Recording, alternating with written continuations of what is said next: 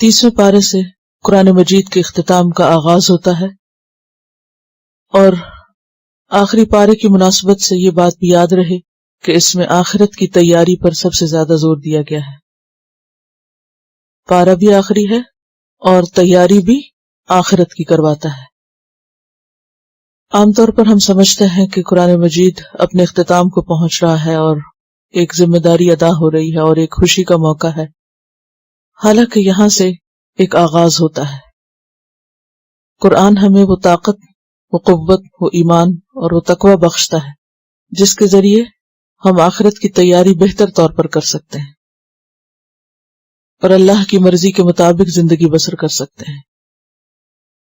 اس پارے کی صورتیں دیگر قرآن مجید کے مقابلے میں چھوٹی اور مختصر ہیں، بہت کم الفاظ میں مختلف چیزوں کی یاد دہانی کرائی گئی ہے۔ وہ تمام موضوعات جو قرآن مجید میں پھیلے ہوئے ہیں اس پارے میں آ کر سمٹ جاتے ہیں۔ الفاظ میں اختصار، عبارت میں اختصار کے ساتھ جامعیت بھی ہے اور بہت گہرائی بھی ہے، اور اس کے ساتھ ساتھ یاد دہانی بھی۔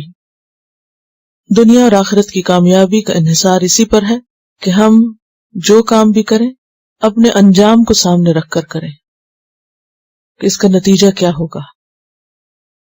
جو شخص اپنے انجام کو سامنے رکھتا ہے اور اس کے لیے کوشش کرتا ہے، اسی کی طرف اس کی ڈائریکشن ہوتی ہے، وہی دراصل کامیاب ہو سکتا ہے۔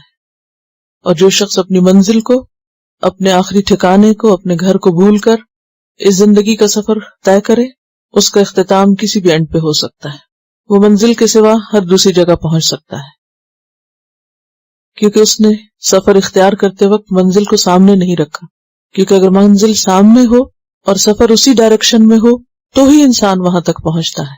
لہٰذا اس بارے میں ہر سورت پڑھتے وقت اسی چیز کو ذہن میں تازہ رکھیے۔ سورت النبأ، نبأ کا مطلب ہوتا ہے بڑی خبر، اہم خبر، اہم خبر، عظیم نہیں، اہم خبر۔ النبأ اہم خبر۔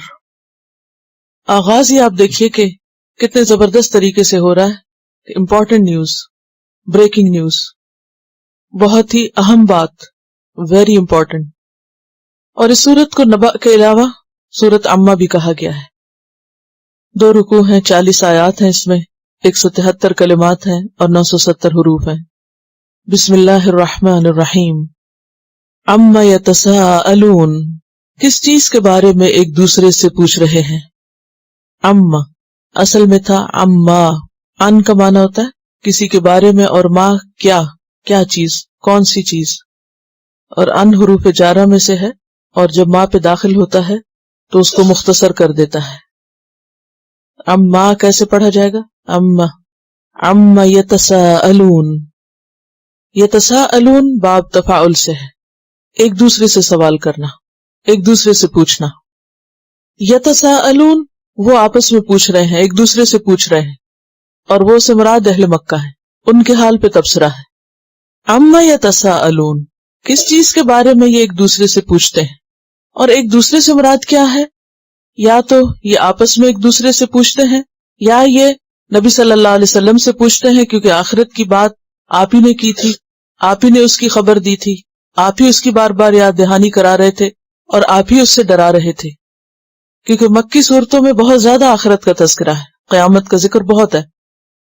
تو جب بھی کوئی ایسی صورت نازل ہوتی تو جو منکرین تھے، وہ اس کے پر یقین نہیں رکھتے تھے، تو وہ آپ صلی اللہ علیہ وسلم سے از راہ تمسخر، مذاق اڑانے کے انداز میں یہ بات پوچھتے تھے، اچھا پھر وہ کب آئے گی، کس دن آئے گی؟ اور اسی طرح آپس میں بھی چیمہ گوئیاں کرتے کہ یہ ایک نیا ہی قصہ شروع ہو گیا اور ایک نئی ہی بات بہت اہم ہو گئی ہے، اور ہر روز ہمیں یہی بات سنائی جاتی ہے۔ اور جیسا کہ ہم جانتے ہیں کہ اہل مکہ کے آخرت کے بارے میں عقائد مختلف طرح کے تھے، ایک ہی طرح سب نہیں سوچتے تھے۔ کچھ کہتے تھے کہ یہ زندگی ہی بس زندگی ہے، ان ہی الا حیاتنا الدنیا نموت ونحیا وما نحن بمبعوثین، نہیں ہماری دنیا کی زندگی مگر بس یہی، اسی میں ہم جیتے مرتے ہیں اور ہم دوبارہ نہیں اٹھائے جائیں گے۔ وہ کہتے ما ندری ما الساعہ، ہم نہیں جانتے وہ قیامت کیا چیز ہوتی ہے۔ ان نظن الا ظنا، یہ تو بس ایک گمان سا ہی ہے، خیالی باتیں ہیں۔ وما نحن بمستيقنین، اور ہم اس پہ یقین کرنے والے نہیں، ہمیں جتنا مرضی سمجھایا جائے ہم نہیں مان کے دیں گے. تو ان کے اسی رویے کی طرف یہاں توجہ دلائی گئی اور کہا گیا عما یتساءلون، اور پھر اللہ تعالیٰ نے خود ہی جواب دیا عن النبأ العظیم، اس بڑی خبر کے بارے میں. یعنی ان کا یہ مذاق اور ان کی آپس کی کانسپریسی اور آپس کی چیمگوئیاں اور آپس کی باتیں اور آپس میں ایک دوسرے کے ساتھ اپنی مجلسوں اور محفلوں میں بیٹھ کے اس کا مذاق اڑانا، یہ اس بڑی چیز کے بارے میں ہے، اس بڑی خبر کے بارے میں ہے. نبأ ویسے ہی بڑی خبر ہوتی ہے، اہم خبر ہوتی ہے، اور اس کے ساتھ ال لگ جائے تو وہ اور خاص ہو گئی، اور اس کی صفت العظیم آ جائے تو پھر تو بہت ہی بڑی ہے. تو یہاں قیامت کی خبر کو یا قیامت کے بارے میں ذکر کو کیا کہا گیا؟ النبأ العظیم، بہت بڑی خبر، بہت بڑی بات. سورۃ صاد میں بھی آتا ہے قل هو نبأ عظیم انتم عنہ معرضون، کہہ دیجئے وہ ہے ہی نبأ عظیم، بہت بڑی خبر. یہ الگ بات ہے کہ تم اس سے منہ موڑے ہوئے، انتم عنہ معرضون، تم اس پر یقین نہیں کرنا چاہتے، تم اس کا طرف دھیان نہیں دیتے. اور کیوں نہیں دیتے تھے؟ الہاکم التکاثر، دنیا میں مشغول ہو کے، حتی زرتم المقابر، کلا سوف تعلمون ثم کلا سوف تعلمون کلا لو تعلمون علم الیقین لترون الجحیم ثم لترونها عین الیقین ثم لتسألن یومئذ عن النعیم. تو عن النبأ العظیم الذی ہم فیہ مختلفون، وہ جو اس میں اختلاف کر رہے ہیں، کچھ ماننے والے ہیں، کچھ انکار کرنے والے ہیں، کچھ اس کا مذاق اڑانے والے ہیں، کچھ اس کو ایک خیالی چیز سمجھتے ہیں، کچھ سرے سے ہی اس کے بارے میں کوئی امید یا تذکرہ نہیں کرتے. فرمایا کہ تم سب کی رائے بھی ایک نہیں، بھانت بھانت کی بولیاں، کوئی کچھ کہتا ہے کوئی کچھ کہتا ہے، تم اصل کے پاس سے بھی نہیں گزرے. کلا، ہرگز نہیں، یہ ایسے ہی ہے لا اقسم بیوم القیامہ جسے پیچھے گزرا، بات وہ نہیں جو تم کہہ رہے ہو، خیالات وہ نہیں درست جو تمہارے ہیں. سیعلمون، ان قریب وہ جان لیں گے. اور یہ جو لفظ ہے نا کلا، یہ حرف ردع ہے، ردال عین، یا رد بھی اس کو کہتے ہیں، یعنی یہ کسی بات کو رد کرنے کے لیے، ریجیکٹ کرنے کے لیے آتا ہے، اور بہت شدت کے ساتھ ریجیکٹ کرنے کے لیے. ایک ہوتا ہے نا لا، نہیں، اور ایک ہوتا ہے کلا، ہرگز نہیں، کبھی بھی نہیں، بالکل بھی نہیں، تمہاری سوچ بالکل غلط ہے. سیعلمون، ان قریب وہ جان لیں گے کہ اصل حقیقت کیا ہے. جیسے ہم کہتے ہیں نا لگ پتہ جائے گا، اردو میں تو اتنا وہ نہیں ہے، پنجابی میں اگر آپ اس کو ادا کریں تو بہت ہی شدید قسم کا ایکسپریشن ہے کہ ابھی تم نہیں مانتے، یعنی تم نہیں مانتے نہ مانو، تمہیں جلد پتہ چل جائے گا. اب یہ جو ہے نا بہت ہی ہلکا سا ترجمہ ہے، تمہیں جلد پتہ چل جائے گا، دل پہ نہیں لگتا. جیسے پنجابی میں کہتے ہیں لگ پتہ، ویسی تمہیں جلد اس کے بارے میں سمجھ آ جائے گی.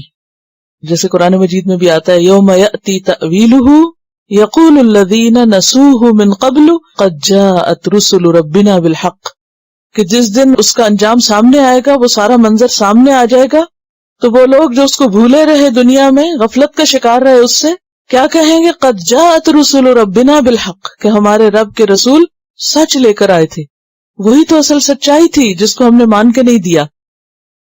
عن النبأ العظیم الذی ہم فیہ مختلفون کلا سیعلمون، تمہارے جھٹلانے سے کیا ہوتا ہے، تمہارے نہ ماننے سے کیا ہوگا، تمہیں جلد ہی پتہ چل جائے گا.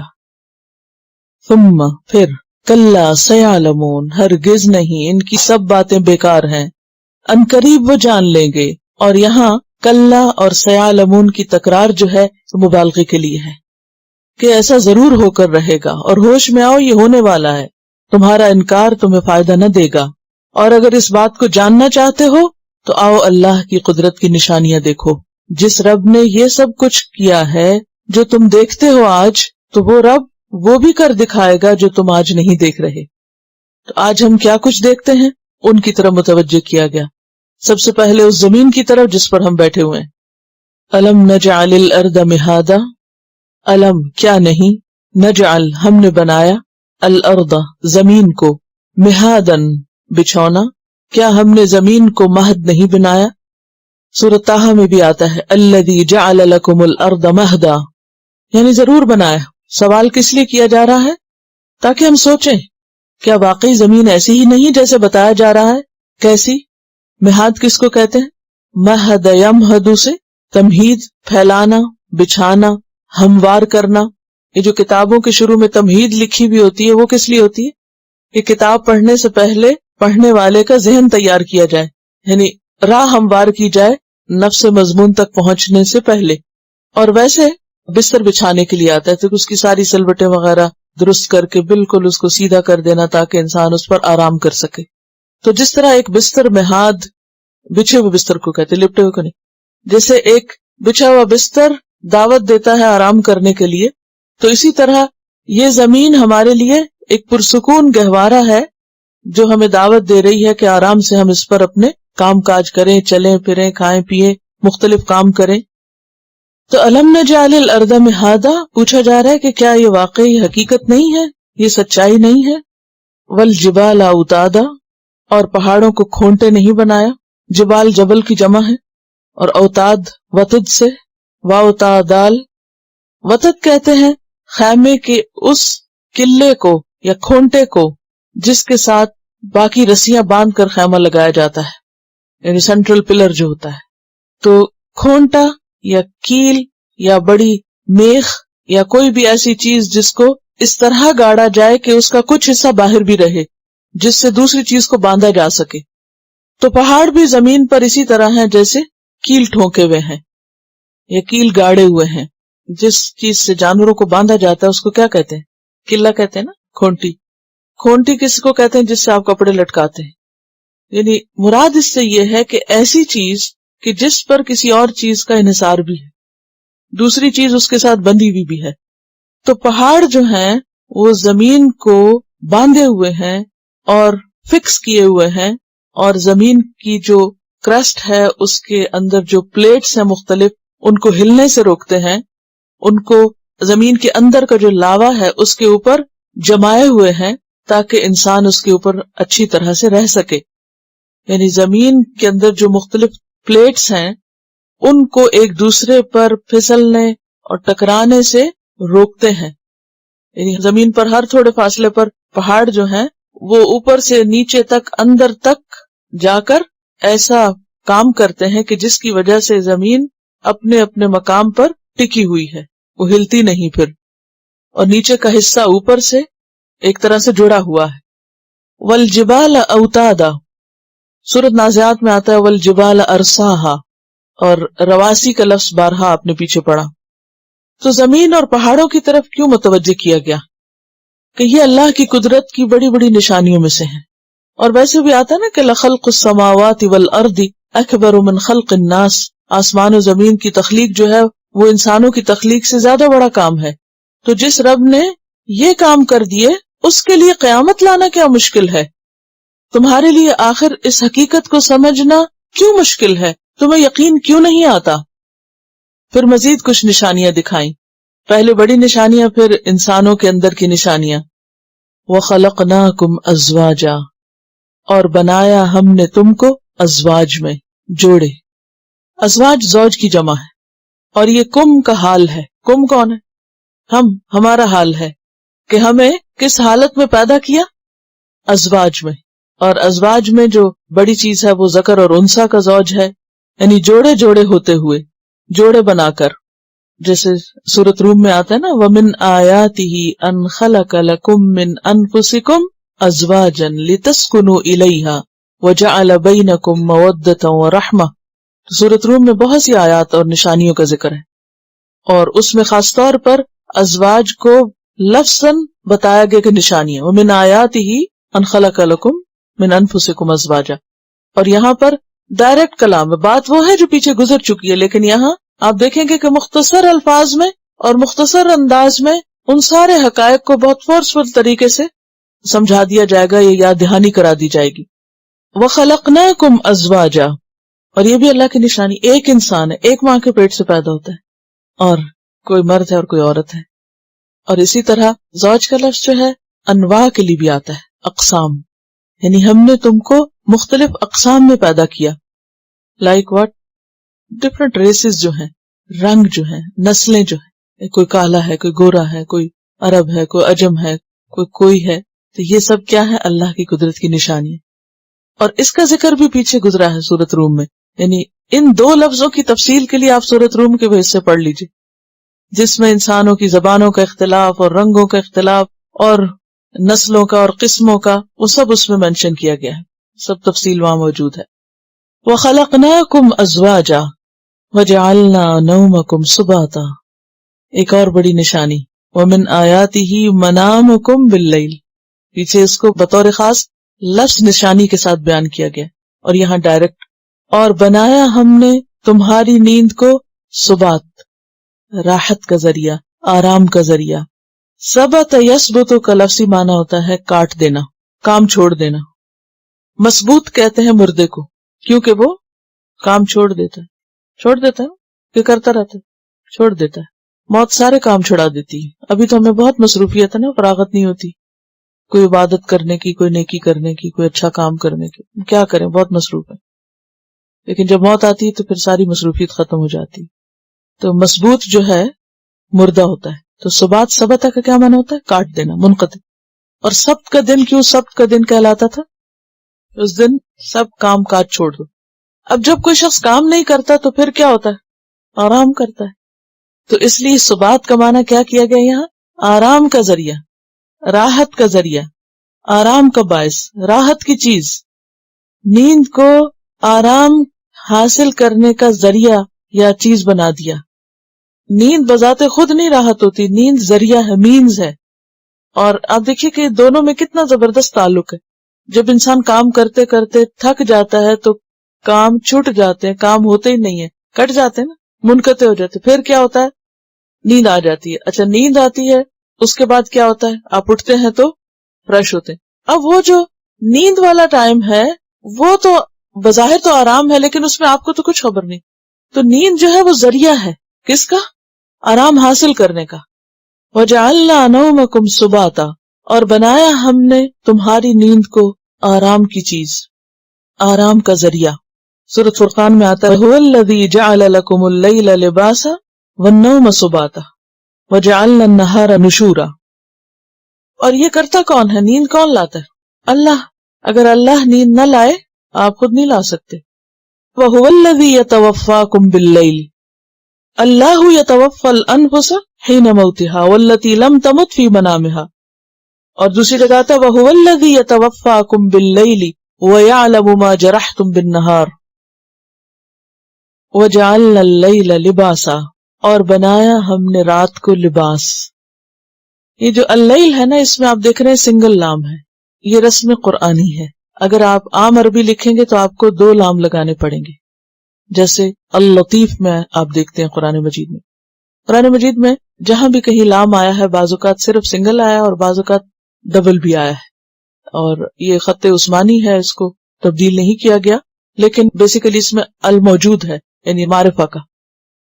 وَجَعَلْنَا اللَّيْلَ، اور بنایا ہم نے رات کو، کیا بنایا؟ لباسن، لباس بنایا.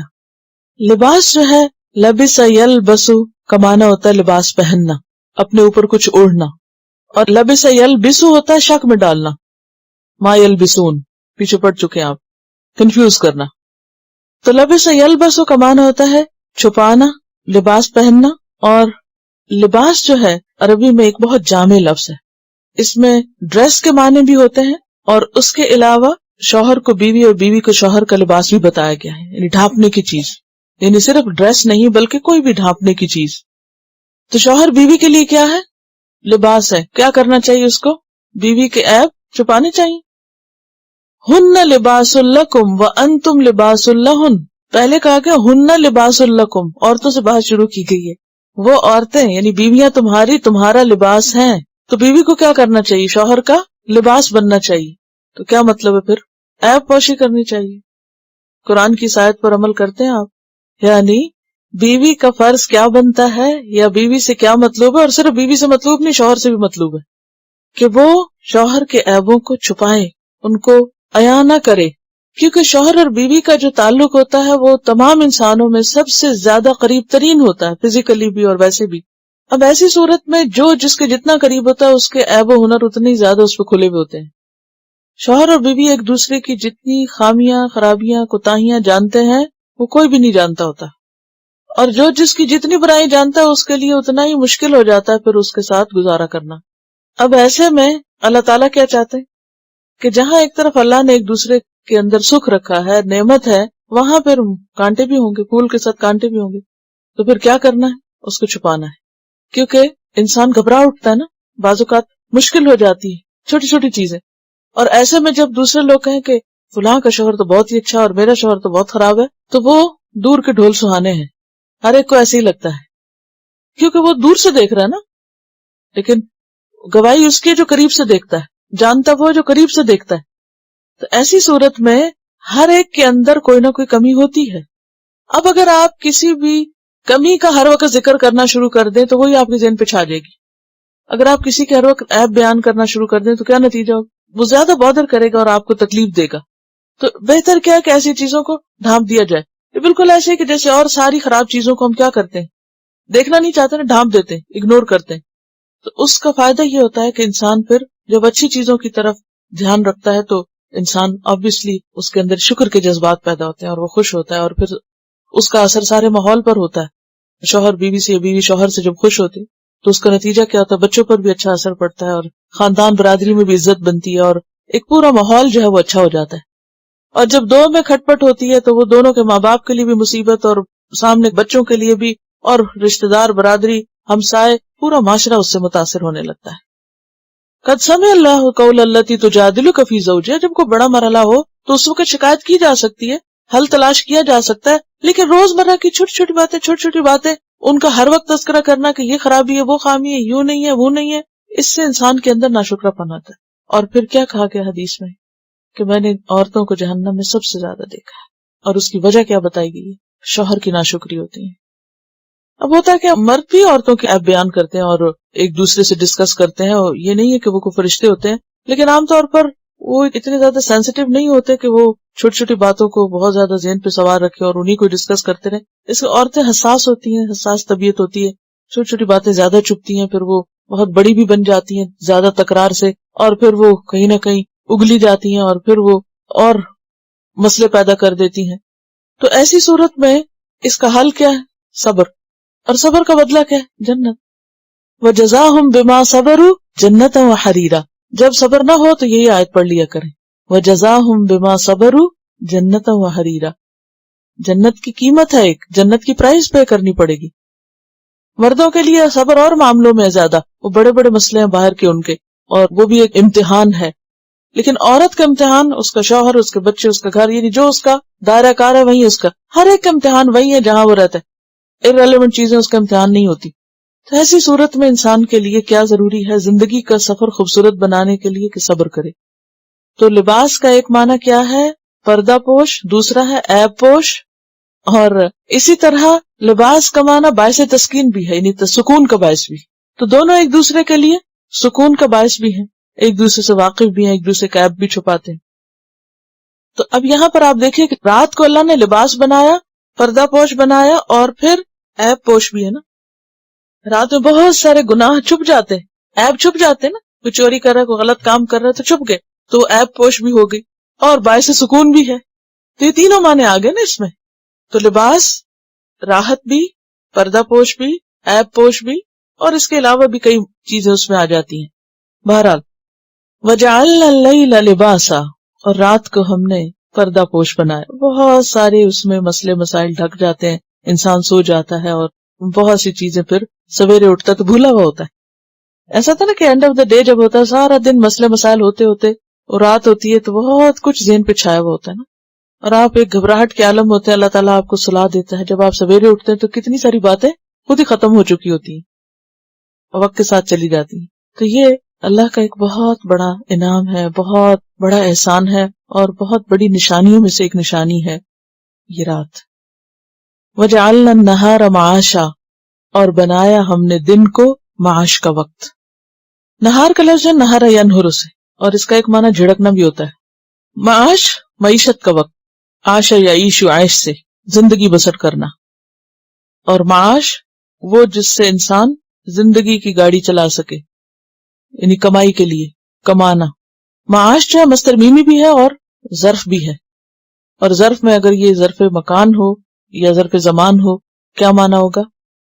کمائی کا وقت، کمائی کی جگہ اصل میں دن جو ہے نا وقت کے ساتھ ہے زیادہ، تو اس کو ظرف زمان ہی کہیے، مکان نہ کہیے، ٹھیک ہے؟ تو معاش کیا ہے؟ ظرف بھی ہے، یعنی کام کا وقت بنایا ہے. دن کیا ہے؟ کام کا وقت، تاکہ زندگی گزر بسر سکے. اور خاص طور پر یہ انسانوں اور حیوانوں کے لیے آتا ہے، کیونکہ انہیں کو اپنے کھانے پینے کے لیے کام کاج کی ضرورت پیش آتی ہے. باقی عام لوگ جو ہیں پتھروں کو یا باقی مخلوق کو تو کوئی فرق نہیں پڑتا. تو عیش زندگی کو کہتے ہیں. اور زندگی کس کس کی ہوتی ہے؟ انسان کی، حیوان کی. اور معاش کس کو چاہیے ہوتی ہے؟ انسان کو، حیوان کو. تو جس طرح انسان نکلتے ہیں اسی طرح جانور بھی نکلتے ہیں. کس لیے؟ کام کاج کرنے. لیکن کچھ جانور رات کو نکلتے ہیں. آپ نے دیکھا ہوگا کہ بعض جانور جو ہیں وہ دن کو نہیں نکلتے، وہ رات کو نکلتے. کئی ایک جانور ایسے. لیکن خیر بہرحال اللہ تعالیٰ نے ایک فطری ترتیب رکھی کہ دن کام کے لیے ہے، رات آرام کے لیے. لیکن اب انسان نے کیا کیا؟ بجلی کی ایجاد سے رات کو بھی دن بنا دیا، اور اب وہ دن کے علاوہ رات کو بھی کام کرتے ہیں، نائٹ ڈیوٹیاں بھی ہوتی ہیں.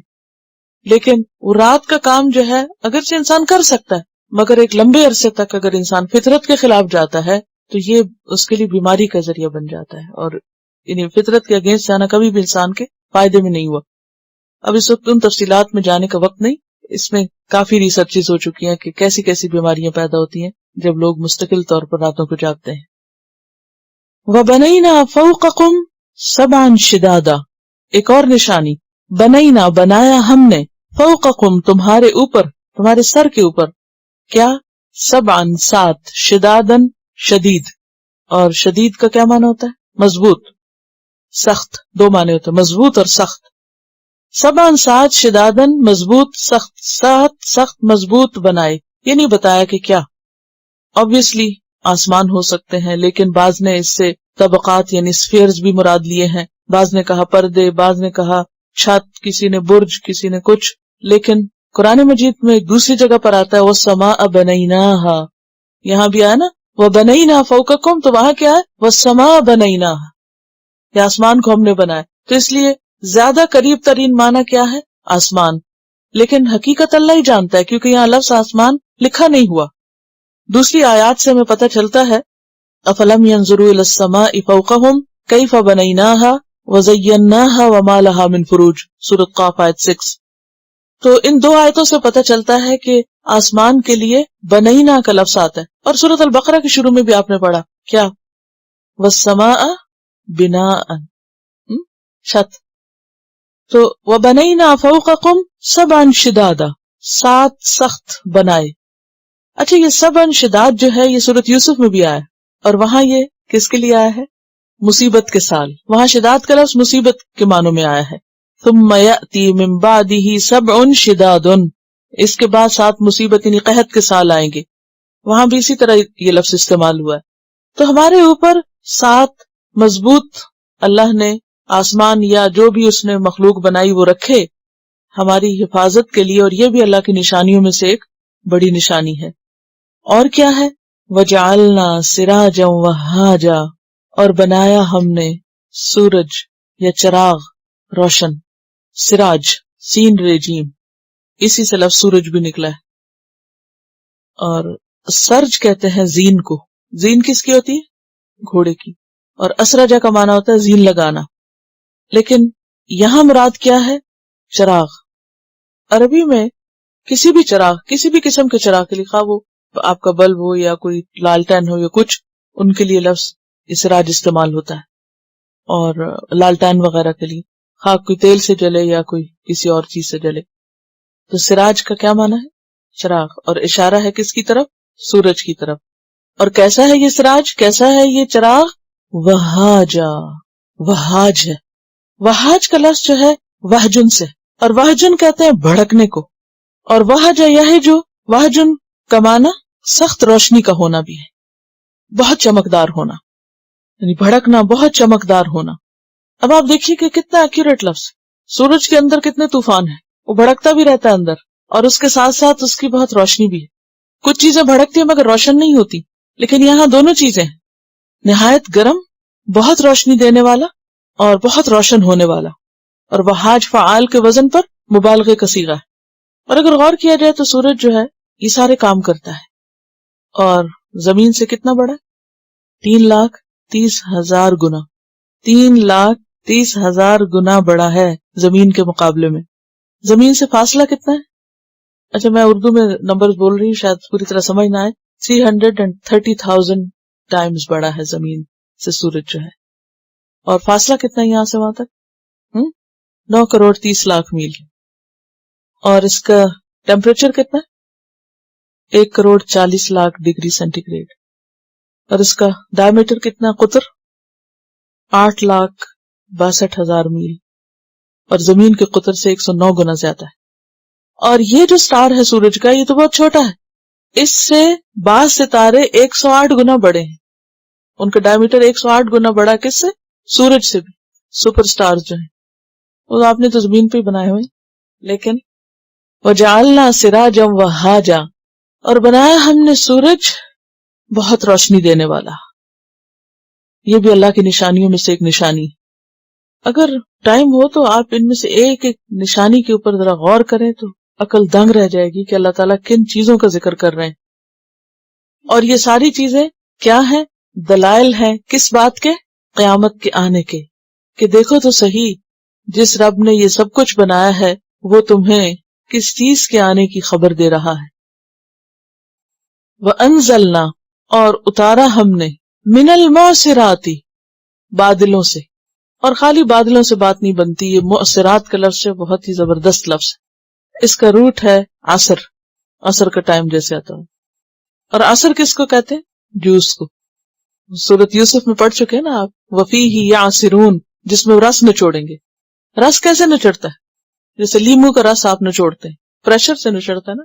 چاہے ہاتھ سے نچوڑیں چاہے مشین سے، تو وہ پریشر دے کے اترتا ہے اس میں سے جو بھی اترتا ہے. اور عصر کا وقت بھی اس لیے کہ اس وقت سارے دن کے پریشرز بڑھ جاتے ہیں اور ایک طرح سے وہ سارے دن کا نچوڑ ہوتا ہے، دن کا اینڈ ہو رہا ہوتا ہے نا، اور یعنی کنکلوڈ کر رہے ہوتے ہیں آپ اس کو. اور عصرہ کا معنی نچوڑنا ہوتا ہے، تو جیسے کپڑے نچوڑتے ہیں نا تو اس میں سے پانی نیچے ٹپکتا ہے، اس سے بھی آپ سمجھ سکتے ہیں. تو نچوڑ کے رس نکالنے کو اور پریشر دے کے اندر سے پانی نکالنا، اس کے لیے لفظ استعمال ہوتا ہے عصر. اور اس سے باب افعال میں، اعصار میں، پیچھے بھی آپ پڑھ چکے نا، اعصار فیہ نار، سورۃ البقرہ میں.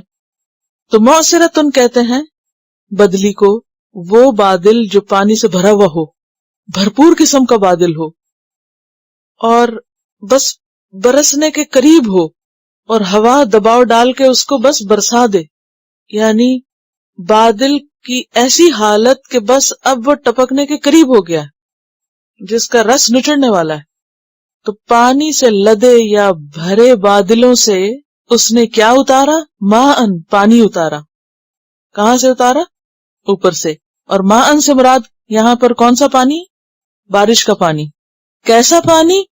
ثجاجن، بہت زور سے بہنے والا. پانی کے ریلے کو کہتے ہیں سج، بھرپور پانی. اشارہ ہے کس کی طرف؟ موسلادھار بارش کی طرف. ہم نے پانی سے لدے بادلوں سے، یا کہنا چاہیے بھرپور بادلوں سے، پانی کا ریلا برسا دیا، موسلادھار بارش برسا دی. یہ جو سجاج کا لفظ ہے آپ نے ریسنٹلی پڑھا ہوگا، سج. حج کے بارے میں آتا ہے نا کہ بہترین حج کون سا ہے؟ جس میں عج اور سج ہو. عج کیا ہوتا ہے؟ شور مچانا. کس چیز کا شور؟ تلبیے کا، خوب خوب بلند آواز سے. لیکن آپ اکثر دیکھیں گے کہ لوگ چپ کر کے بیٹھے رہیں گے، اور بہت سارے بازوں کا بھیڑ بھی ہوگی لیکن تلبیے نہیں پڑتے. وہ جو دکھاتے ہیں نا آپ کو موویز میں، اور ایک دم آواز آتی ہے، اور وہ سب آرٹیفیشل ہے. کہیں ایک دفعہ ریکارڈ کر لیا، پریکٹیکلی بہت کم نظر آتا ہے. ایک مجھے اپنا سفر یاد ہے، جو پہلا سفر تھا جو میں نے جارڈن سے کیا تھا سعودی عرب کے لیے. اس فلائٹ میں اتنا زبردست تلبیہ تھا کہ پوری فلائٹ جو تھی وہ ہر تھوڑی دیر کے بعد واقعی لگتا تھا آج ہے، ایک شور ہو گیا ہے.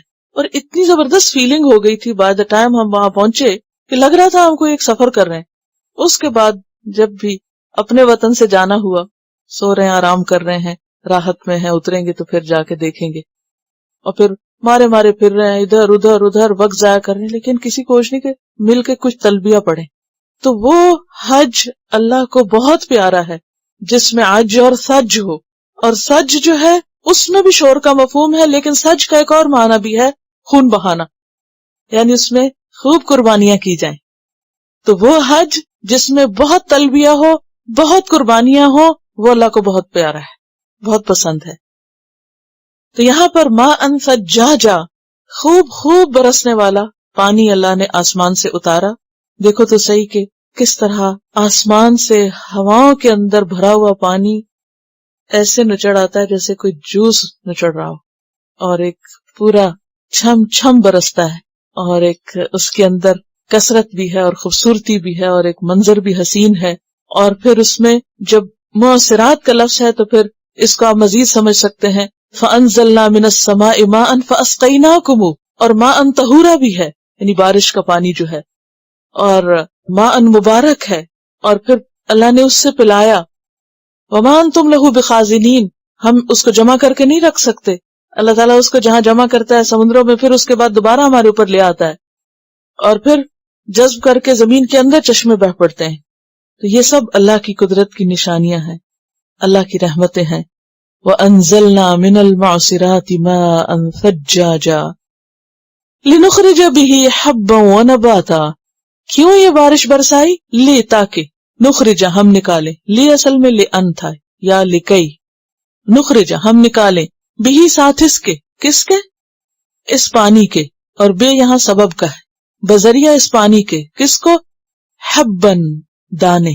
حب حبت ان کی جمع ہے، غلے کو کہتے ہیں، فوڈ گرینز جو ہیں. اناج بھی اس کا ترجمہ کیا جاتا ہے، اور پیچھے آپ پڑھ چکے ہیں کمثل حبۃ انبتت سبع سنابل، وہ دانے جو خوراک میں کام آتے ہیں. گٹلی کو نہیں حب کہتے، ٹھیک ہے، حب کھانے والے دانوں کو کہتے ہیں. بیج سیڈ کے لیے بھی آتا ہے، لیکن گٹلی کے لیے نوات کا لفظ آتا ہے. لنخرج به حبا، تاکہ ہم زمین میں سے حب نکالیں. اور حب کا روٹ بھی ہے یہ محبت کا، اور حب کو شاید حب دو بنیاد پر کہا جاتا ہے.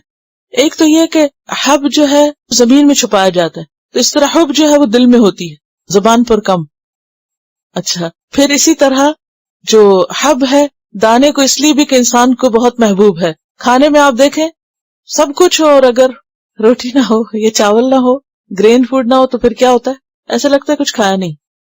وہ الگ بات ہے کہ عادت فرق ہو جائے تو پھر ہر چیز ٹھیک ہو جاتی ہے، لیکن میجورٹی کی بات کر رہی. تو لنخرج به حبا، یعنی تمہاری پسندیدہ خوراک نکالی زمین سے اس پانی کے ذریعے. ونباتا، اور سبزیاں، نباتات اگنے والے پودے، ویجیٹیبلز، خواہ وہ فروٹ کی شکل میں ہو یا سبزی ترکاری کی شکل میں یا حیوان کا چارہ، سب کے لیے نبات کا لفظ آتا ہے. وجنات الفافا، وجنات اور باغ، جنت ان کی جمع. الفافا لفظ سے ہے، لفظ کا کیا معنی ہوتا ہے؟ لپٹا ہوا، اٹیچڈ. اور الفاف لفظ سے، اور لفیف بھی پڑھ چکے ہیں پیچھے آپ، سورۃ بنی اسرائیل میں آتا ہے نا، جئنا بکم لفیفا. اور سورۃ قیامہ میں پڑھا التفت الساق بالساق، پنڈلی سے پنڈلی لپٹ جائے گی. وجنات الفافا، اور باغ لپٹے ہوئے، گھنے، یعنی ایک دوسرے کے اندر شاخیں گھسی ہوئی، اتنے گھنے کہ سورج کی روشنی چھن کے نیچے نہیں آ سکتی، ادھر ہی رک جاتی. کئی درخت ایسے ہوتے ہیں نا کہ نیچے کوئی دھوپ نہیں آتی، تو ایسے درختوں کے لیے آتا ہے وجنات الفافا. اور ایسے باغ کے جو خوب گھنے ہیں، ایک دوسرے میں لپٹے ہوئے ہیں. تو یہ سب دراصل کیا ہے؟ اللہ کی قدرتوں کا بیان ہے. کہ انہوں نے ایک ڈاکومنٹری دیکھی تھی جس میں سپر نووا کے پھٹنے کی بات تھی کہ اس کا جو ایک چھوٹا سا اسپیک ہوتا ہے یا ذرہ ہوتا ہے، وہ بھی اتنا بڑا ہوتا ہے کہ اس میں ہماری زمین کے 100 سورج سما جائیں. اس میں جو کلرز اور خوبصورتی اور وہ جو اس کا گرینڈر ہے بہت ہی زبردست. تصویروں میں تو خیر وہ اتنا آتا نہیں ہے، لیکن جو ان کی ڈیٹیلز ہیں وہ حیران کن ہے. یعنی اگر ایک ذرے میں اتنا کچھ ہے تو ہزاروں ذرات اس کے، ان میں کیا کچھ ہوگا. اسٹارز کو سمجھنا چاہیں تو یوں سمجھے جیسے سورج کی اگر ایک بیم کسی سوراخ سے گھر کے اندر آ رہی ہو اندھیرے کمرے میں، تو اس میں جو ذرات نظر آتے ہیں، تو اسی طرح فضا کے اندر ستارے ہیں جو ان گنت ہیں. تو انسان اپنی آنکھوں سے یہ سب کچھ دیکھ رہا ہے، اور پھر اس کو یقین نہیں آتا کہ جس رب نے یہ سب کچھ بنایا ہے وہ قیامت بھی لا سکتا ہے. آخر قیامت کے آنے کا ہمیں یقین کیوں نہیں آتا؟ اصل بات یہ کہ انسان ماننا اس لیے نہیں چاہتا کیونکہ ماننے کے بعد پھر اس کو کچھ ذمہ داریوں کا ثبوت دینا پڑتا ہے. اس میں آپ دیکھیے کہ انداز آپ دیکھیے کہ سب سے پہلے النبأ العظیم کی بات ہے اور پھر ساری عظیم عظیم نشانیوں کا ذکر ہے. تو اس نبأ العظیم کے مقابلے میں عظیم باتوں کا یا عظیم نشانیوں کا تذکرہ کیا گیا اور ان کو گنوا دیا گیا. سب سے پہلے زمین، پہاڑ، پھر ازواج، نوم، لیل، نہار، معاش، شداد یعنی آسمان، سورج، بادل، حب، نبات، باغات. اور یہ کتنی حیرت کی بات ہے نا کہ اکثر بچے اما یتساءلون سے شروع کرتے ہیں اور اتنی وائڈلی اور کامنلی نون صورت ہے اور پڑھ بھی رہے ہیں، پڑھا بھی رہے ہیں اور زبانی یاد کرنے میں بھی بہت آسان ہے. اکثر لوگوں کو میں نے دیکھا ہے کہ یہ صورت آتی ہے کیونکہ وہ شروع میں جب آغاز کرتے ہیں تو وہ اتنی دفعہ پڑھتے ہیں لیکن کبھی کسی نے سوچا نہیں کہ النبا اس بہت بڑی خبر کے بارے میں. ہمارا عام طور پر کیا ٹرینڈ ہوتا ہے ہر روز آج کی کیا خبر ہے، کوئی نئی تازی، کتنا عام محاورہ ہے نا ہمارا، کوئی نئی تازی، کوئی اور خبر. کتنے بیتاب رہتے ہیں ہم خبریں سننے کے لیے، کتنی دلچسپی ہوتی ہے ہمیں خبریں سننے میں، پورے اخبار پڑھے چلے جاتے ہیں کیونکہ یہ ہماری فطرت کے اندر ہے نا، ہمارے اندر رکھ دیا گیا اس طلب کو. لیکن جب سب سے سچی خبر کے بارے میں بتایا جاتا ہے تو سننے کو تیار نہیں، سننا نہیں چاہتے، جاننا نہیں چاہتے. یعنی کتنی کنٹرڈکشن ہے خود انسان کے اپنے اندر، کتنا تضاد ہے. چلیے آگے چلیں. ان یوم الفصل کان میقاتا، ان بے شک، یوم الفصل فیصلے کا دن، پھر قیامت کی طرف اشارہ ہے. یوم الفصل، اور فصلہ کا کیا معنی ہوتا ہے؟ جدا جدا کرنا، الگ الگ کرنا. فلما فصل طالوت بالجنود، اور قیامت کے دن کو یوم الفصل کیوں کہا گیا؟ کیونکہ وہ جدائیوں کا دن ہوگا. ایک تو جب سب لوگ اپنی اپنی قبروں سے اٹھیں گے، کسی کو کسی کا ہوش نہیں ہوگا، ہر کوئی اپنی فکر میں دوڑ رہا ہوگا کہ میرے ساتھ کیا ہوتا ہے، ماں باپ بہن بھائی کون کہاں ہے، کسی کو پرواہ نہیں ہوگی. اور ایون جب قیامت آ رہی ہوگی آغاز میں یہ حالت ہو جائے گی.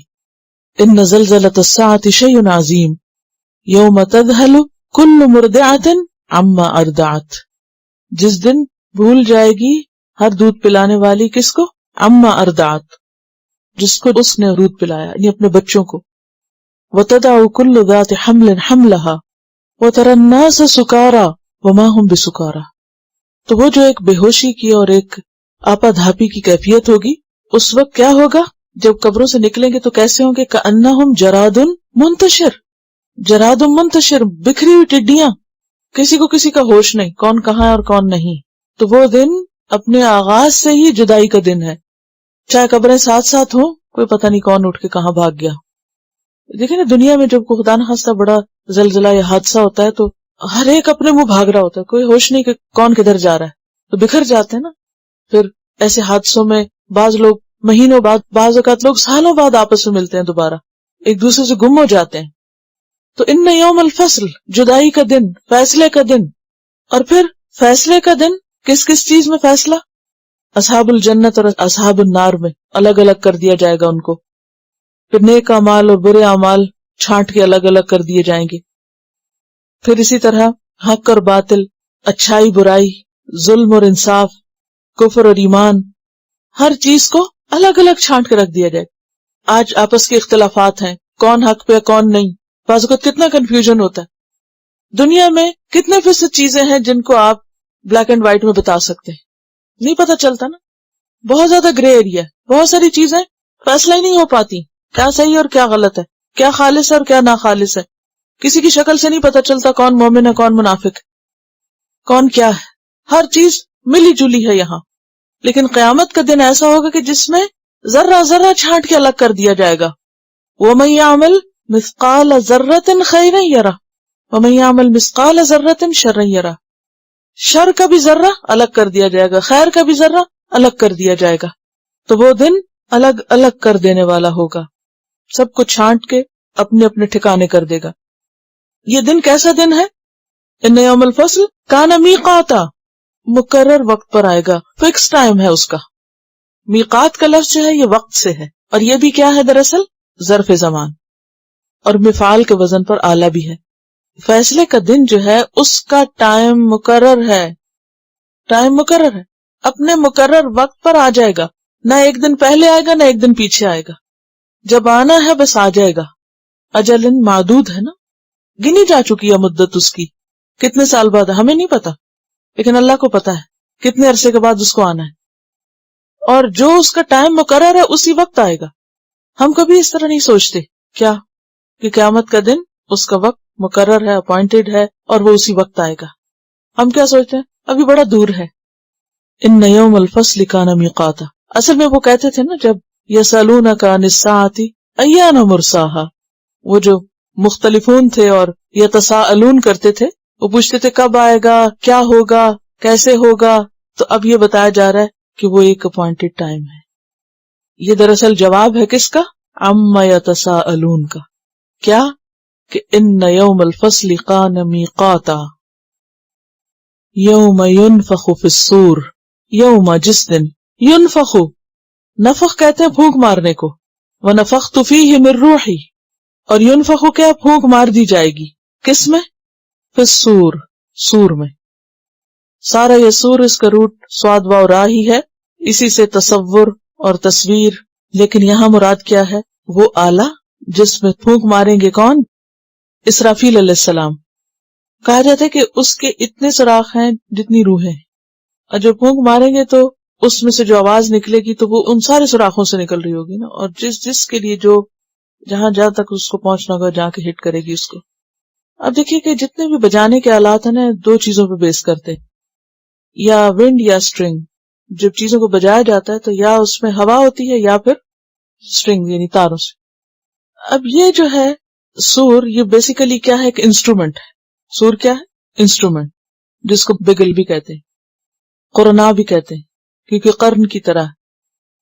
قرن کیا ہوتا ہے؟ سینگ کو کہتے ہیں. تو آپ نے دیکھا ہوگا کہ کچھ بکروں کے یا جنگلی قسم کے بکروں کے سینگ جو ہوتے ہیں نا، وہ بڑے بڑے ہوتے ہیں، اور ان کی شکل بھی اسی طرح ہارن کی طرح ہوتی ہے، اور اس میں اگر پھونک مارے تو اس میں سے بھی آواز نکلتی ہے. اور اس کو نرسنگا بھی کہتے ہیں، ہندی لفظ ہے نرسنگا، اور شاید یہ بھی سینگ سے نکلا ہے کس سے. اور عام طور پر مندروں میں یہ استعمال کرتے ہیں، جیسے چرچ میں گھنٹیاں ہوتی ہیں تو مندروں میں کیا ہوتا ہے؟ نرسنگا. اور سنیگاگ وغیرہ میں ناقوس. یاد ہے وہ حدیث جس میں اذان کی بات تھی تو مختلف لوگوں نے مختلف اپنی رائے دی تھی، کسی نے ناقوس کا کہا، کسی نے گھنٹیوں کی بات کی. اور انگریز جب آئے تھے پاک و ہند میں تو جو اسکول وغیرہ انہوں نے قائم کیے تو اس میں گھنٹیاں بجتی تھیں، کلاس کے شروع ہونے اور ختم ہونے کے اعلان کے، چھٹی کی گھنٹی بج گئی، اور گھنٹہ گھر. تو بہرحال ہر دور میں عبادت اور جنگ کے اعلان کے لیے ایسے انسٹرومنٹ رہے ہیں، دو کاموں کے لیے، عبادت کے لیے اور جنگ کے لیے. کہ جب جنگ کا آغاز کرنا ہو تو اس کے لیے بھی خاص قسم کی آواز ہوتی ہے، اور سائرن بھی ہوتے ہیں اب تو، اور روزے کے اعلان کے لیے بھی سائرن بجتے ہیں. بیسیکلی اس میں یہ وارننگ کے لیے ہوتا ہے، یہ سب اعلان کے طور پر، وارننگ کے طور پر. نقارہ بھی کہتے ہیں. یوم ینفخ فی الصور، جس دن پھونک ماری جائے گی سور میں. اب تو نہیں بھولے گا لفظ سور. فتأتون افواجا، تو تم آ جاؤ گے فوج در فوج. یہاں فوج کا معنی آرمی نہیں ہے، عربی کا فوج اردو کی فوج سے مختلف ہے. اردو میں تو فوج اور معنی میں استعمال ہوتا ہے، عربی میں فوج کہتے ہیں گروہ کو. حج کے موقع پر آپ دیکھیں کہ وہاں لکھا ہوگا تفویج الحجاج، یعنی جہاں حاجیوں کی گروپنگ ہوتی ہے تو اسے تفویج کہتے ہیں. فوج وہ بھی فوجوں کی طرح ہوتے ہیں، یعنی گروہوں کی شکل میں، یعنی عسکر اور جند کے معنوں میں نہیں ہے بلکہ خالی گروہ. جیسے پنجابی میں جٹ نہیں کہتے، جٹ کبھی سنا لفظ جٹ؟ کس معنی میں ہوتا ہے جٹ؟ کسی چیز کا کٹ ہو جانا، جلوس جیسے نکالتے نا. یہ میں اس لیے مختلف لفظ بول رہی ہوں کیونکہ مختلف طرح سے سوچنے کا جب آپ کو موقع ملے گا تو یہ جب سورت سنیں گے اور پڑھیں گے. اب میں کہہ رہی ہوں نا فتاتون افواجا، تو پکچر نہیں کہ آپ کے سامنے بن رہی. جب میں نے بولا نا جٹ، تو جن کو سمجھ ہے لفظ جٹ کی، ان کو فوراً سمجھ آ گئی کہ کیا حال ہوگا قیامت کے دن.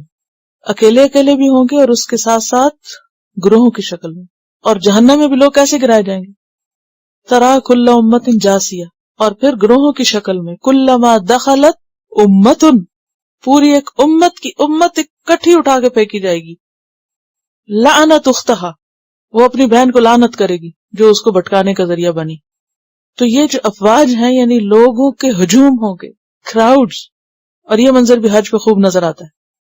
یوم ینفخ فی الصور فتأتون افواجا، اور جیسا کہ قرآن پاک میں ایک اور جگہ پر آتا ہے یخرجون من الاجداث سراعا، اور پھر کیا ہوگا یوم ندعو کل اناس بامامہم، الگ الگ، اور وہ اپنے اپنے اس میں بھی ہوں گے گروہ میں، اور ہر گروہ کے ساتھ کیا ہوگا ان کا امام ہوگا.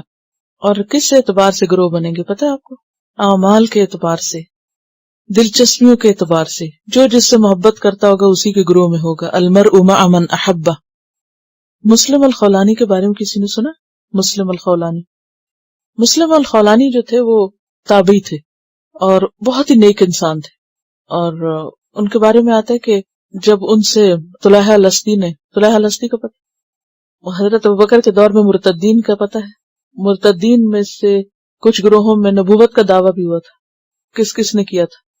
مسلمہ کذاب، اسود انسی، اور طلحہ لستی، اور سجاح عورت بھی تھی. اصل میں نبی صلی اللہ علیہ وسلم سے پہلے کبھی وہاں کسی نے نبوت کا دعویٰ نہیں کیا، کوئی نے پرواہ نہیں تھی، کوئی مذہبی لوگ نہیں تھے وہاں کے، اور نہ ان کو اس کی کوئی ضرورت تھی.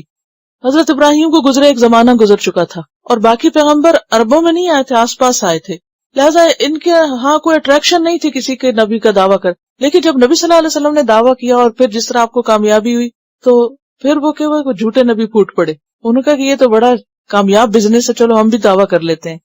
تو آپ کے دور میں بھی کچھ نے کر لیا، اور کچھ بعد میں تو جیسے مشرم کی طرف پھوٹ پڑی چیزیں بلائیں.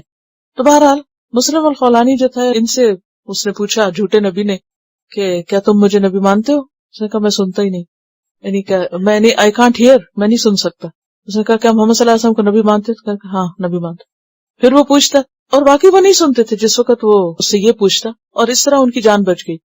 بہرحال کوئی امام کے لفظ سے مجھے یاد ہے، بہت ہی نیک انسان تھے. بہرحال اس کے بعد ان کو جب مسلمانوں کی جو مختلف مرتدین کے خلاف جنگ ہو رہی تھی، ان میں سے ایک فوج میں یہ شامل تھے، تو انہوں نے یہ وصیت کی تھی کہ اگر میں شہید ہو جاؤں یہاں تو مجھے دشمن کے علاقے میں اندر تک جا کر دفن کرنا، اور جو جھنڈا میرا وہ میرے ساتھ دفن کرنا.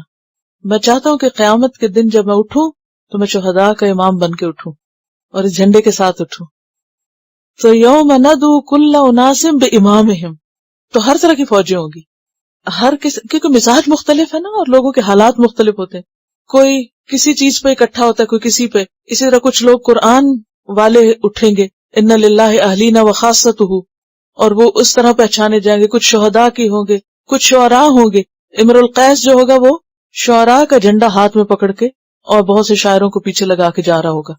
تو قیامت کے دن کا ایک منظر یہ بھی ہے، تو اس کا یہاں خاص طور پر ذکر کیا جا رہا ہے کہ وہ دن جس کا تم انکار کرتے ہو، ایک تو کہ فیصلہ ہو جائے گا، دوسرا یہ کہ فوج در فوج گروپس کی شکل میں لوگ آئیں گے اور ان کے لیڈرز ان کے ساتھ ہوں گے. تو ہر شخص کو سوچ سمجھ کے اچھی طرح اپنا لیڈر منتخب کرنا چاہیے.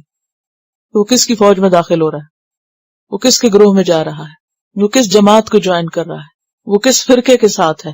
کیونکہ قیامت کے دن آپ انہی میں سے اٹھائے جائیں گے، جو جس کے ساتھ ہوگا انہی میں سے اٹھایا جائے گا. یوم ینفخ فی الصور فتأتون افواجا وفتحت السماء، اور کھول دیا جائے گا آسمان، فکانت ابوابا، ہو جائے گا دروازے دروازے. اب کل بھی اس پہ ہم تفصیلاً پڑھ چکے ہیں، اذا السماء انشقت، اور یوم تشقق السماء، اور اذا السماء انفطرت. تو یہاں کیا ہے، وفتحت السماء، آسمان کھول دیا جائے گا. فکانت ابوابا، اور اس کے دروازے ہوں گے. اب ان دروازوں سے کون نکلے گا، کیا نکلے گا، حقیقت اللہ ہی جانتا ہے. اور ان دروازوں کے پیچھے کیا ہوگا جو کھلیں گے تو نظر آئے گا، اللہ ہی بہتر جانتا ہے. لیکن حال یہی ہوگا. وسیرت الجبال، اور پہاڑ چلا دیے جائیں گے، اپنی جگہ نہیں رکے رہیں گے. ذرا سوچیں کوئی بلڈنگ چل پڑے، جو بڑی بلڈنگز ہیں اگر کسی وقت سرکنے لگے اور ہلنے لگے جیسے گاڑی چلتی ہے تو کیا حال ہوگا. تو یہاں بھی کیا ہے، وسیرت الجبال، اور یہ چلنا جو ہے ان کا، یہ ایسا نہیں کہ وہ پہاڑی رہیں گے بلکہ ریزہ ریزہ ہو جائیں گے، جڑوں سے اکھیڑ کر باہر نکال کے کوٹ کے ان کو ریگ بنا کے اڑا دیا جائے گا. فکانت حباء منبثا، سورۃ الواقعہ میں آتا ہے.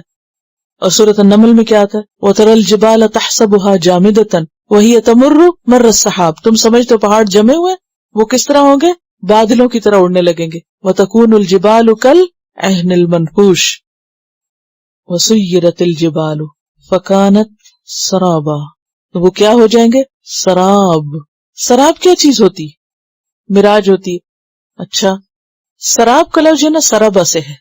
سراب کا مطلب ہوتا ہے چمکتی ریت۔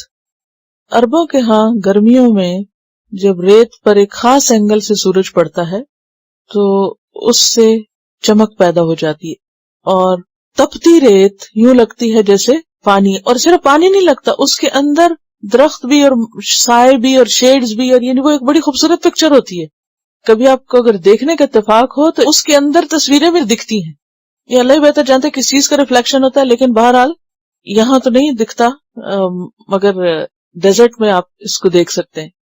اور جب انسان وہاں قریب پہنچتا ہے، جیسے وہ سورۃ نور میں بھی آپ نے پڑھا یحسبہ الظمآن ماء، پیاسا کیا سمجھتا ہے؟ پانی ہے، اور جب اس کے قریب پہنچتا ہے تو کچھ بھی نہیں پاتا، فوفاہ حسابہ، پاتا ہے وہاں اللہ کو، اور اللہ اس کا حساب خوب لیتا ہے۔ تو یہ ہے کہ قیامت کے دن یہ جو اتنے بڑے بڑے پہاڑ ہیں یہ کیا بن جائیں گے؟ سراب، خاک بن کے اڑ جائیں گے، ہباء منبثا، اپنی جگہ کچھ بھی نہیں رہے گا۔ اور وہ انسان دیکھے گا تو کیا کہے گا کہ یہ سب کیا ہے؟ سراب۔ تو سراب اگرچہ چمکتی ریت کو کہتے ہیں، لیکن صرف چمکتی ریت نہیں، سراب دھوکے کے لیے بھی آتا ہے، تو وہ ایسا لگے گا جیسے یہ تو سب ایک دھوکا تھا۔ اور سراب سے تشبیہ دے کے اللہ نے بہت زبردست بات کی یہاں، کہ جیسے انسان سراب دیکھتا ہے اور اس میں تصویریں بھی اور اس میں خوبصورت منظر بھی اور پانی بھی اور بہت بیوٹیفل سین ہوتا ہے سراب کا بھی، لیکن جو انسان وہاں پہنچتا ہے وہاں کچھ ہوتا ہی نہیں۔ تو اس زمین کی بھی حقیقت یہی ہے کہ قیامت کے دن جب پیچھے پلٹ کے انسان اس دنیا کو دیکھے گا تو کہاں ہوگی یہ ساری زمین اور دنیا؟ سرابا، وسیرت الجبال فکانت سرابا، بے حقیقت یا پھر چمکتی ریت، یہ ہے دنیا جس کے پیچھے ہم بھاگ رہے ہیں۔ کیا چیز کلک کی ہے ان آیات میں؟ میں ڈھونڈ رہی تھی اپنے آپ کو کہ میں کس فوج میں ہوں گی، فتأتون افواجا، تلاش کریں کس فوج میں ہوں گے، کیونکہ المرء مع من احبہ، انسان اسی فوج میں ہوگا، انہی کے ساتھ ہوگا جن سے محبت کرتا ہوگا۔ اگر صحابہ کرام سے ہماری محبت ہے، پیغمبروں سے ہماری محبت ہے، نیک لوگوں سے ہماری محبت ہے، تو خود بخود ہمیں وہاں پہنچا دیا جائے گا۔ وَأَلْحِقْنِي بِالصَّالِحِينَ، ہاں کتنے بھی دور ہوں وہیں پہنچا دیا جائے گا۔ اور اگر کسی اور گروہ کے ساتھ وابستگی اور اس سے متاثر ہیں اور اس سے بہت امپریس ہیں تو پھر کیا ہوگا؟ ادھر ہی پہنچا دیے جائیں گے، ہر کوئی وہیں پہنچا دیا جائے گا جس سے وہ بلانگ کرتا ہے۔ دنیا میں اکٹھے ہوں گے، لوگ ہوتے ہیں اکٹھے، ایک گھر میں رہتے ہیں، ہسبینڈ وائف ہیں، بہن بھائی ہیں، رشتہ دار ہیں، ایک خاندان ہے، برادری ہے، لیکن قیامت کے دن برادری شرادیاں فلا انصاب بینہم، سب کچھ کٹ جائے گا۔ وامتازوا اليوم ایھا المجرمون، مجرموں الگ ہو جاؤ، الگ الگ ہو جاؤ، وہ تو سب جدائیاں پڑ جائیں گی۔ اور اصل چیز جس کی بنیاد پر انسانوں کو اکٹھا کیا جائے گا وہ ان کی سوچ، ان کا عقیدہ، ان کی محبتیں اور ان کی دلچسپیاں۔ اور یہ بہت نیچرل ہے نا، دنیا میں بھی انسان خود بخود ان لوگوں سے جا ملتا ہے جس سے اس کی دلچسپی ہوتی، اور ان لوگوں سے ریپلشن ہوتی ہے جن کے ساتھ اسے کوئی انٹرسٹ نہیں ہوتا۔ قیامت کے دن بھی یہ افواج جو ہیں ان میں سے ہم اسی فوج میں ہوں گے جن کے ساتھ ہماری دلی محبت ہے، دل کی اٹیچمنٹ ہے، صرف زبانی کلامی باتیں نہیں۔ کہاں تک ہم آنکھیں بند کر سکتے ہیں کہ ہم کہیں بچ کے چھپ جائیں گے؟ کوئی کہیں بھی چھپ نہیں سکے گا، کہیں بھی نہیں بھاگ سکے گا۔ ان جہنم کانت مرصادا، بے شک جہنم گھات میں ہے، انتظار میں ہے۔ آپ کو پتہ نہیں جہنم کے اوپر پل صراط ہوگی، بال سے باریک، تلوار سے تیز، اور ہر ایک کو اس میں سے گزرنا ہے۔ کہاں پڑا تھا؟ سورۃ مریم میں، وَإِن مِّنكُمْ إِلَّا وَارِدُهَا، نیچے جہنم میں، اوپر پل لگا ہوا ہے اور ہر ایک کو اس کے اوپر سے گزرنا ہے، اور اتنا باریک ہے کہ کوئی چھپ نہیں سکے گا، نہ کوئی آگے پیچھے ہوگا۔ اور اس پل پہ آنکڑے بھی ہیں، یہ بھی بخاری کی حدیث میں آتا ہے۔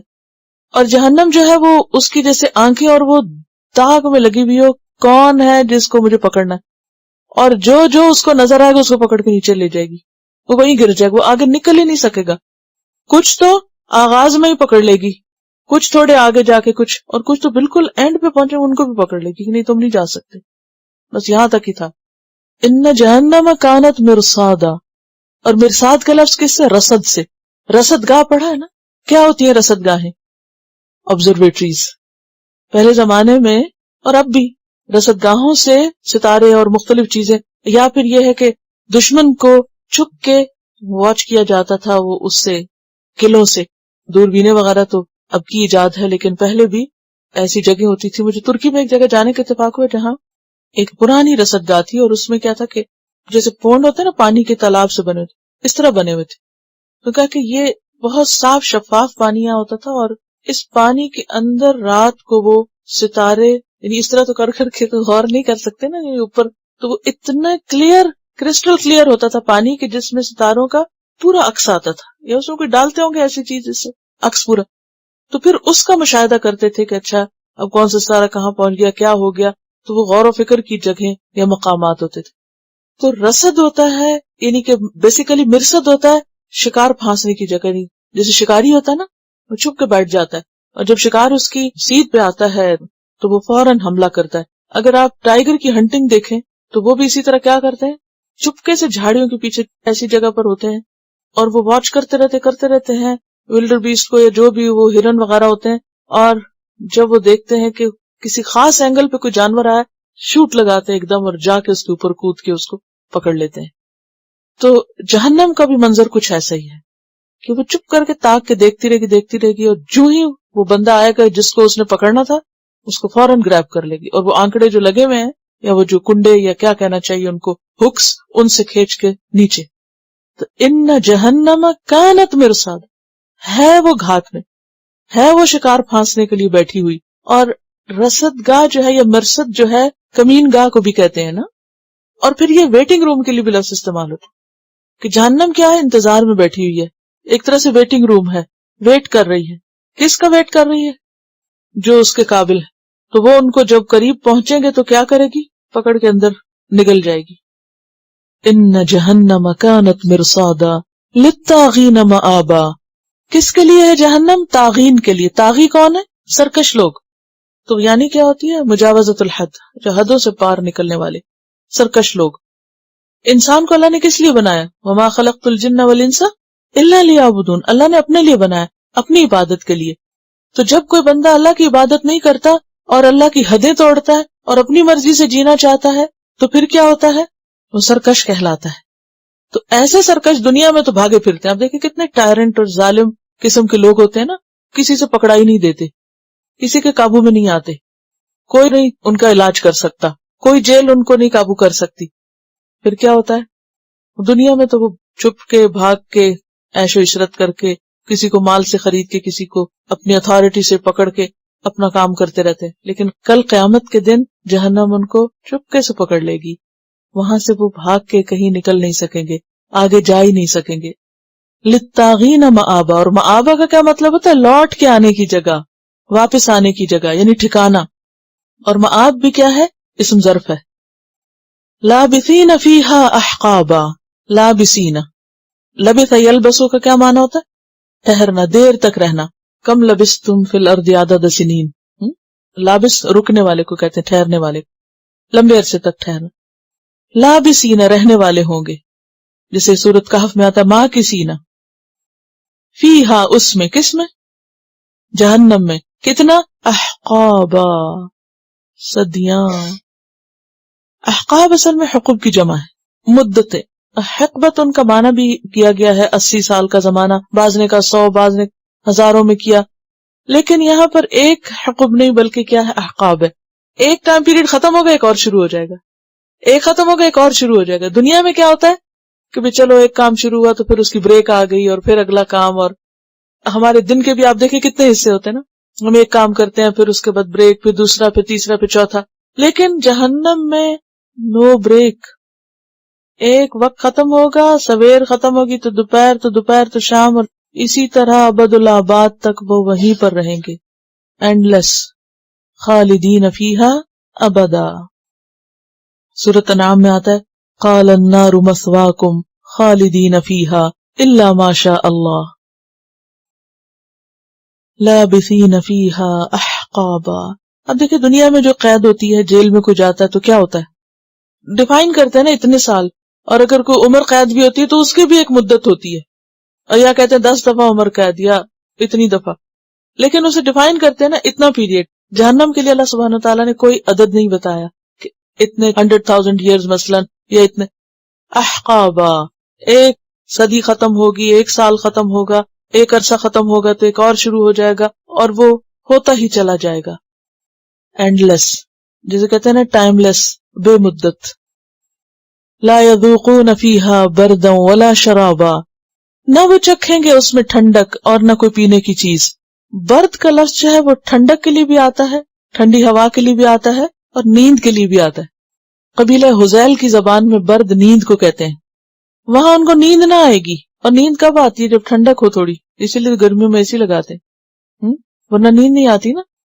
تو جہنم میں تو اتنی آگ ہوگی کہ نیند کس کو آئے گی؟ لا یذوقون فیہا بردن، جہنم میں وہ نیند کا جھونکا بھی نہیں آئے گا. اب دیکھیے کس قدر تکلیف دہ ہوتا ہے جب آپ لمبے عرصے تک سو نہ سکیں. سوچیں ذرا، انسان جتنا بھی تھک جائے، درد ہو، تکلیف ہو، تو عموماً کیا کرتے ہیں ہم؟ کوئی پین کلر، کوئی ایسی دوا لے لی جس سے کیا ہو گیا، نیند آ گئی. تو کیا ہوا؟ اتنی دیر تو درد کو آرام آ گیا نا، جتنی دیر آپ بے ہوش.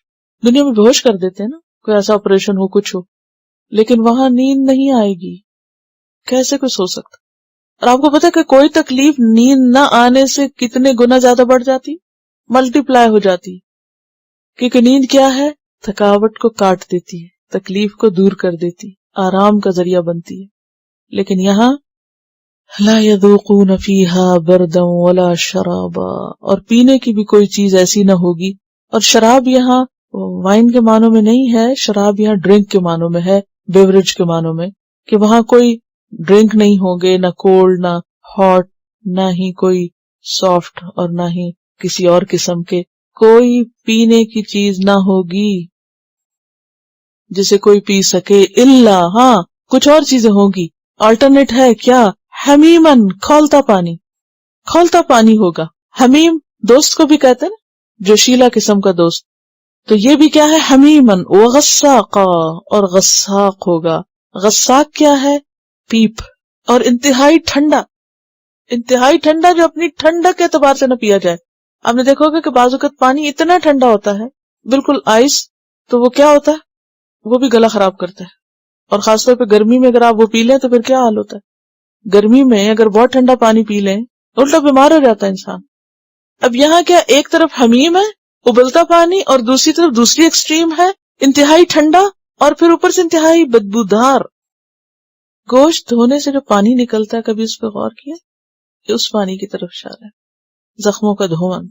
کبھی آئندہ گوشت دھوئے نا، خاص طور پہ قربانی کا جب آتا ہے جس میں خون شامل ہوتا ہے، جب آپ اس کو دھوتے ہیں تو اس میں سے ایسا پانی ہوتا ہے دل نہیں چاہتا اس کو دیکھنے کو نا. یہ بازو کا آپ نے فریزر سے نکال کے رکھ دیتے ہیں نا، تو کیا ہوتا ہے اس میں سے کچھ نکلتا ہے نا، اس کو غساق کہتے ہیں.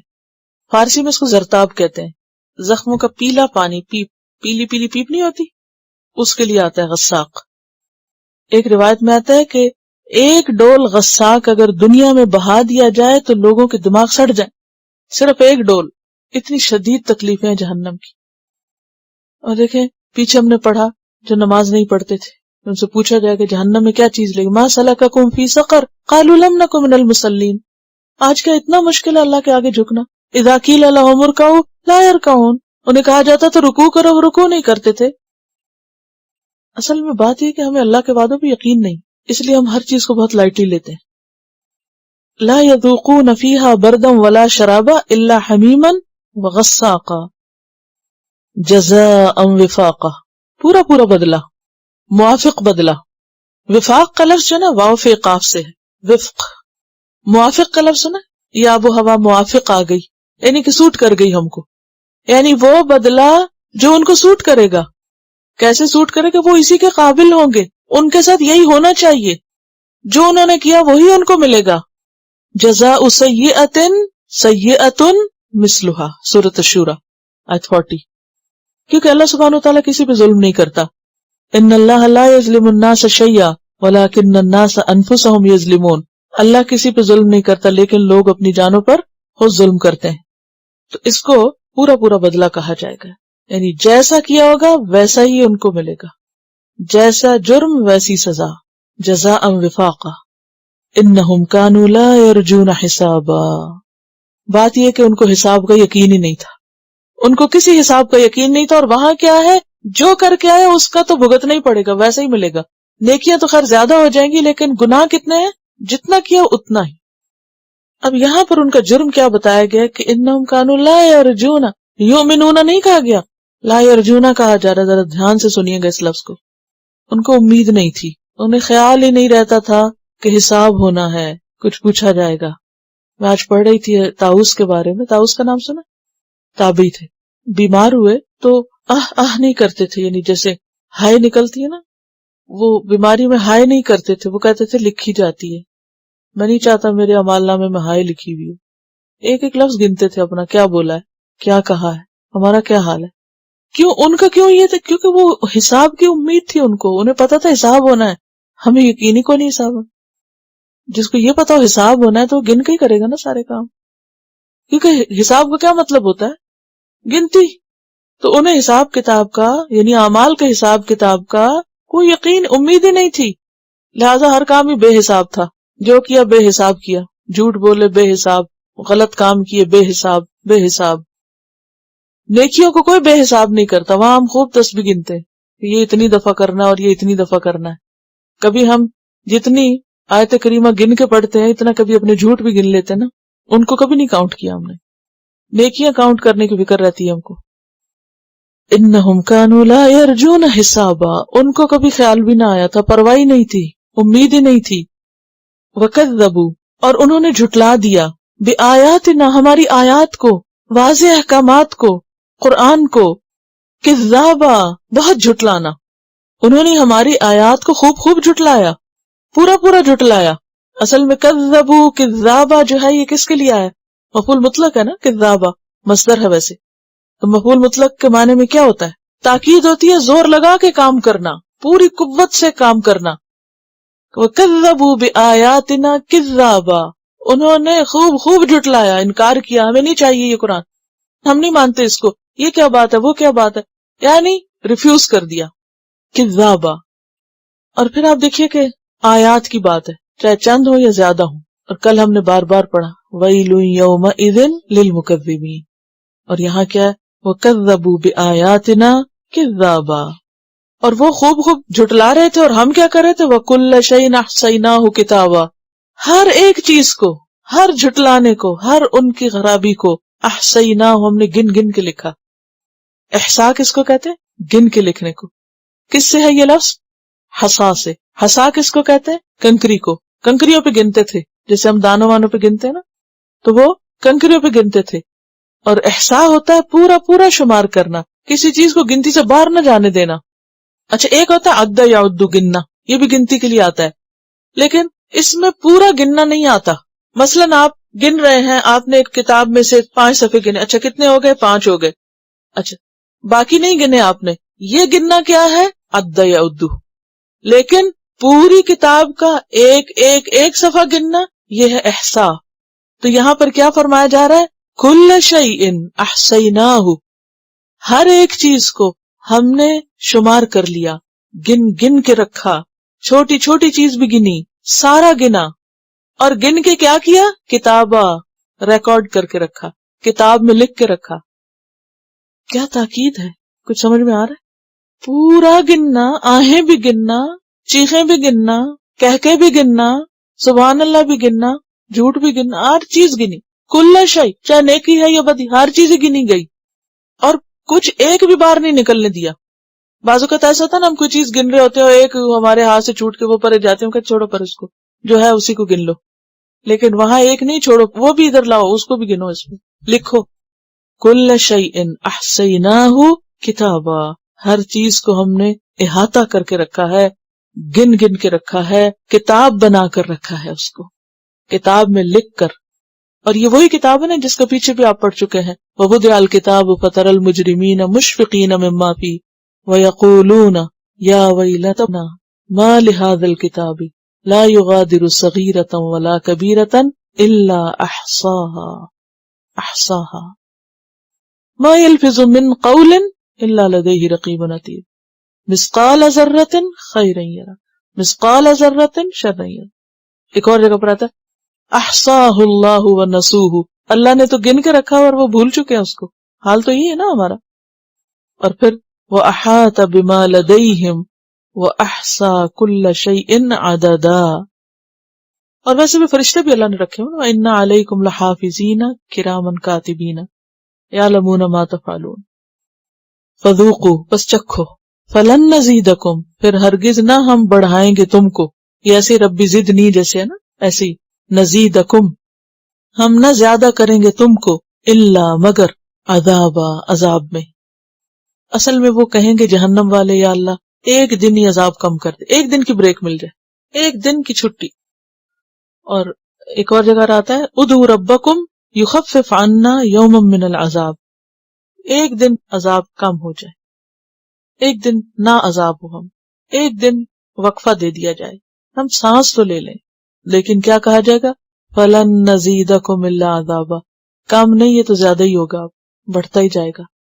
کیونکہ آپ دیکھیں نا، جیسے شروع میں کوئی بیماری آتی ہے نا تو آپ کے اندر برداشت ہوتی ہے، یو کین، تھوڑی ریزسٹنس ہوتی ہے نا تو کم لگتی ہے، پھر کیا ہوتا ہے بیماری بڑھتی جاتی، جب اپنی انتہا کو پہنچتی ہے مریض کیا ہوتا ہے، ویک ہوتا جاتا ہے، پھر وہ فائٹ نہیں کر سکتا، پھر وہ اس کی ہلاکت کا ذریعہ بن جاتی۔ لیکن جہنم جو ہے اس میں موت نہیں ہے، ثم لا يموت فيها ولا يحيا، تو فلن نزيدكم الا عذابا۔ ایک جگہ پر آتا ہے نا کلما خبت زدناہم سعیرا، جب آگ جہنم کی ہلکی پڑنے لگے گی نا ہم اس کو اور تیز کر دیں گے، ہلکا ہونا ہی نہیں دیں گے، کوئی سننے والا نہیں ہوگا نا، کیونکہ اللہ سبحانہ وتعالیٰ تو کہیں گے قال اخسؤوا فیها ولا تکلمون، سورۃ المومنون میں پڑھا نا، قال اخسؤوا فیها ولا تکلمون۔ اور اخسا کس کو کہتے ہیں، دھتکارنے کو، کتے کو دھتکارنے کو، کہ پرے ہو جاؤ، مجھ سے بات بھی نہ کرو، بات بھی نہ کرو، کہ ان کو بولنے بھی نہیں دیا جائے گا۔ اصل میں یہ تاغین کے لیے ہے نا، سرکش لوگوں کے لیے، کیونکہ جو سرکش ہوتے ہیں نا ان کو آپ سمجھانے کی کوشش کریں، ان سے بات کرنے کی کوشش کریں، ریاکشن کیا ہوتا ہے؟ جو فرعون بنے ہوئے ہوتے ہیں لوگ، ان کو اگر آپ سمجھانا چاہیں تو کیا ریاکشن ہوتا ہے ان کا؟ سنتے؟ جو دنیا میں نہیں سنتے پھر آخرت میں ان کی کہاں سنی جائے گی؟ اسی لیے تو وہ کہیں کہ لو کننا نسمع، اللہ کے آگے نہ جھکنا اور سرکشی کرنا۔ جب ایک دفعہ جھٹلا دیا اور انکار کر دیا تو پھر چاہے سچ سامنے بھی آ جائے تو انسان اس کو قبول نہیں کرتا، چاہے وہ کتنے بھی فائدے کا نظر آئے۔ ان للمتقین مفازا، ان للمتقین، بے شک متقین کے لیے، اور متقی کون ہوتے ہیں؟ بچ کے رہنے والے۔ عام طور پر ڈرنے والا ترجمہ کیا جاتا ہے، لیکن مراد کیا ہے؟ بچ کر رہنے والے، بچ کے رہنے والے۔ کس چیز سے؟ ہر قسم کی خرابی سے، کیونکہ اس دنیا میں اتنی پھسلن ہے اور اتنا زیادہ مواقع اور ایسی چیزیں ہیں کہ اس میں ہوتا کہ عام طور پر بچنا مشکل ہوتا ہے۔ آپ جس ماحول میں جاتے ہیں آہستہ آہستہ اس کا رنگ چڑھنے لگتا ہے۔ آپ شروع میں کیا ہوتا ہے، ریزسٹ کرتے، نہیں مجھے یہ نہیں کرنا، یہ بھی غلط ہے، یہ حرام ہے، یہ گناہ ہے، یہ اللہ کی نافرمانی ہے، دس is wrong, this is wrong. پھر ایک وقت آتا ہے صرف اندر ہی تھوڑی تھوڑی آواز رہتی ہے، اور پھر ایک وقت آتا ہے آپ اس کو جسٹیفائی کرنے لگتے کہ صحیح تو یہی ہے، باقی سب غلط ہے۔ تو اس کا علاج کیا ہے کہ انسان مرتے دم تک محتاط رہے، بچتا رہے، اور ہر ایسی چیز سے بچے جس میں پھسلنے کا اس کو ڈر ہو اور جس میں انوالو ہو کر وہ اپنے اللہ کو ناراض کر دے۔ تو ان للمتقین، بے شک متقی لوگوں کے لیے مفازا، مفاز ہے۔ مفاز کا کیا مطلب ہے؟ کامیابی کا مقام، کامیابی کی جگہ۔ جیسے جہنم مرصاد ہے نا ان کے لیے، طاغین کے لیے، تو اسی طرح متقین کے لیے اس کے برعکس مفاز ہے۔ مفاز کا لفظ جو ہے نا فوز سے ہے، اور فوز میں دو چیزیں ہوتی ہیں، ایک ہوتی ہے فلاح اور ایک ہوتی فوز۔ فلاح بھی کامیابی ہوتی ہے اور فوز بھی۔ فوز جو کامیابی ہے اس میں مصیبت سے بچنا اور منزل تک پہنچنا، محبوب چیز تک پہنچنا۔ فمن زحزح عن النار وادخل الجنۃ فقد فاز، جو جہنم سے بچا لیا گیا اور جنت میں داخل کر دیا گیا وہ کامیاب ہوا دراصل۔ تو فوز وہ کامیابی ہے جس میں انسان جہنم کے مرصاد سے بچ کے نکل جائے اور جنت تک پہنچ جائے، ٹھیک ہے؟ تو یہ کامیابی کا مقام ہے، جگہ ہے، ظرف ہے نا یہ بھی۔ ان للمتقین مفازا حدائق، کیا ہے وہ مفاز جو کامیابی کا مقام ہے؟ وہ کون سی جگہ ہے؟ حدائق، جنات، باغ۔ حدائق حدیقہ کی جمع، اور حدیقہ اس باغ کو کہتے ہیں جس کی چار دیواری ہوتی ہے۔ آنکھ کی پتلی کو بھی حدقہ کہتے ہیں کیونکہ وہ بھی ایک طرح سے سراؤنڈیڈ ہوتی ہے اس میں۔ ان للمتقین مفازا حدائق و اعنابا، باغات ہوں گے اور انگور ہوں گے، عنب کی جمع، اعناب۔ بہترین پھل کا ذکر کیا گیا. وَكَوَاعِبَ أَتْرَابًا، اور ہم عمر جوان لڑکیاں. کوائب کائب کی جمع ہے، اور کائب کا لفظ ہے کعب سے ہے، اور کعب کہتے ہیں اونچی چیز کو، ابری ہوئی چیز کو. اسی لیے کعب کا لفظ شرف اور مجد کے لیے بھی آتا ہے، عزت اور شرف.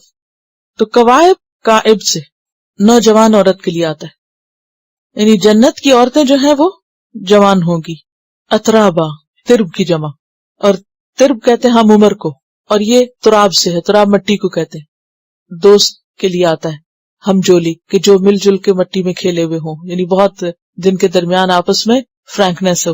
آپ بھی بچپن میں کچھ دوستوں کے ساتھ مٹی کے کھلونے بنائے ہوں گے یا یعنی کھیلے ہوں گے، جس میں ایک خاص قسم کی انجوائمنٹ ہوتی ہے نا، بے فکری کا زمانہ بھی. تو جنت کی عورتیں جو ہیں ان کی عمریں بھی ایک جتنی ہوں گی، چاہے کوئی بوڑھا ہو کے مرے یا جوان، لیکن جنت میں وہ جوانی ہوں گی. اور دوسرا یہ ہے کہ سب کی عمریں ایک جیسی ہوگی، کوئی کسی کمپلیکس میں نہیں ہوگا کہ اب میری عمر زیادہ ہوگی اور فلاں کی مجھ سے کم ہے. اور پھر یہ بھی ہے کہ آپس میں کوئی حسد نہیں ہوگا.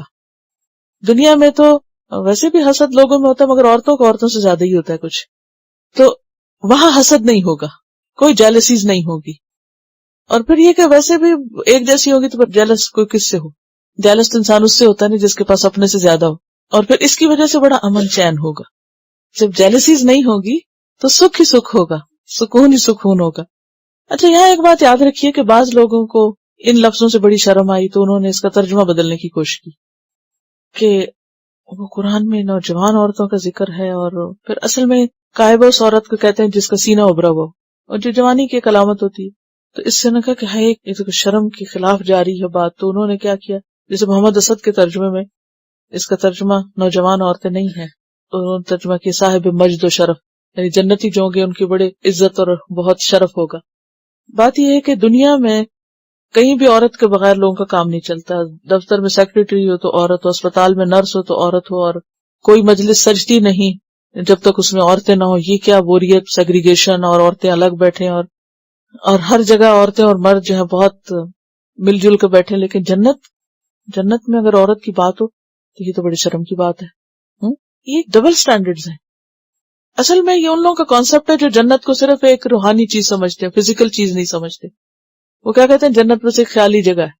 اور یہ ترجمہ جو ہے نا گرامیٹیکلی بھی غلط ہے، کیونکہ کعب جس کا معنی شرف اور عزت ہے، اس کے وہ قائب اور قوائب اس کی جمع نہیں آتی، تو ترجمہ بنتا ہی نہیں ہے. بہرحال وَكَوَاعِبَ أَتْرَابًا، اصل میں یہ ہے کہ ویسے عورت کے ساتھ جو مرضی سے، جب مذہب اور دین کی بات آئے تو پھر کیا ہوتا ہے، عورت کو الگ کر دو. اصل میں بات یہ ہے کہ ہم بعض اوقات نا انکانشیسلی انفلوئنسڈ ہیں کچھ اور مذاہب سے، ادیان سے، لوگوں سے. عام طور پر پاکیزگی اور تقوی اور عفت کا تقاضا کیا سمجھا جاتا ہے کہ شادی نہ کی جائے. یہ کچھ مذاہب میں ہے نا کہ شادی کرنا جو ہے تقوی کے خلاف، تو وہ کیا ہے شادی نہیں کرتے، اور عورت کا تو ذکر ہی نہ کرو، اور عورت کا تو نام ہی نہ لو، اور شادی کرنا جو ہے یہ تو شاید کوئی دینداری نہیں. حالانکہ اسلام میں کیا ہے، شادی عین دینداری، نکاح عبادت ہے. تو وہ پھر جنت کا ذکر ہو یا دین کا ذکر ہو تو وہ عورت سے دور ہی رہو اور تجرد. تو بات یہ ہے کہ جنت میں انسان رہیں گے اور ان کے جذبات بھی ہوں گے. تو ہمارا دین ہمیں جذبات سے عاری ہونے کو لیے نہیں کہتا، پھر تو پتھر ہی ہوتے ہم. اگر ہم نے پتھر دل بننا ہے تو پہاڑ ہی ہو جاتے تو اچھا تھا. تو ہمیں انسان اگر اللہ نے بنے تو دنیا میں بھی انسان ہی رہنا چاہیے. اور آخرت کے اعتبار سے اور جنت کا جب ذکر ہو تو وہاں بھی یعنی کہ انسانوں کے لیے وہ جنت اور انسانی جذبات بھی وہاں ہوں گے، اور وہ شادی کی بھی اور ان سب چیزوں کا جو ذکر ہے اٹ از ویری نیچرل. تو اس میں کوئی شرمانے اور گھبرانے کی ضرورت نہیں ہے کہ کوائب اترابا وکأسا دہاقا، اور چھلکتے جام. کأس جو ہے وہ ساغر کو کہتے ہیں، مگر اس کے اندر جو ہوتا ہے اس کی طرف اشارہ ہے. اور دہاقا کا مطلب ہوتا ہے لبالب بھرا ہوا. ہم نے پیچھے پڑھا تھا کہ قدروا تقدیرا، اور یہاں ہے کہ چھلکتے جام. مراد یہ ہے کہ بعضوں کو تو جو مکس کریں گے نا، تو جب ایک چیز دوسرے میں مکس کرتے ہیں تو اوپر اوپر بھی آ رہی ہوتی ہے، تو وہ اس کا منظر دکھایا گیا ہے کہ مشروب جو ہے وہ ان کا منظر ایسا ہوگا کہ ایسے چھلکتے ہوئے ہوں گے کہ پینے کو دل چاہے.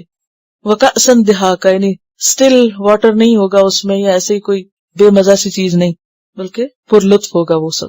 وکأسا دہاقا، اور الفاظ کی خوبصورتی آپ دیکھیں.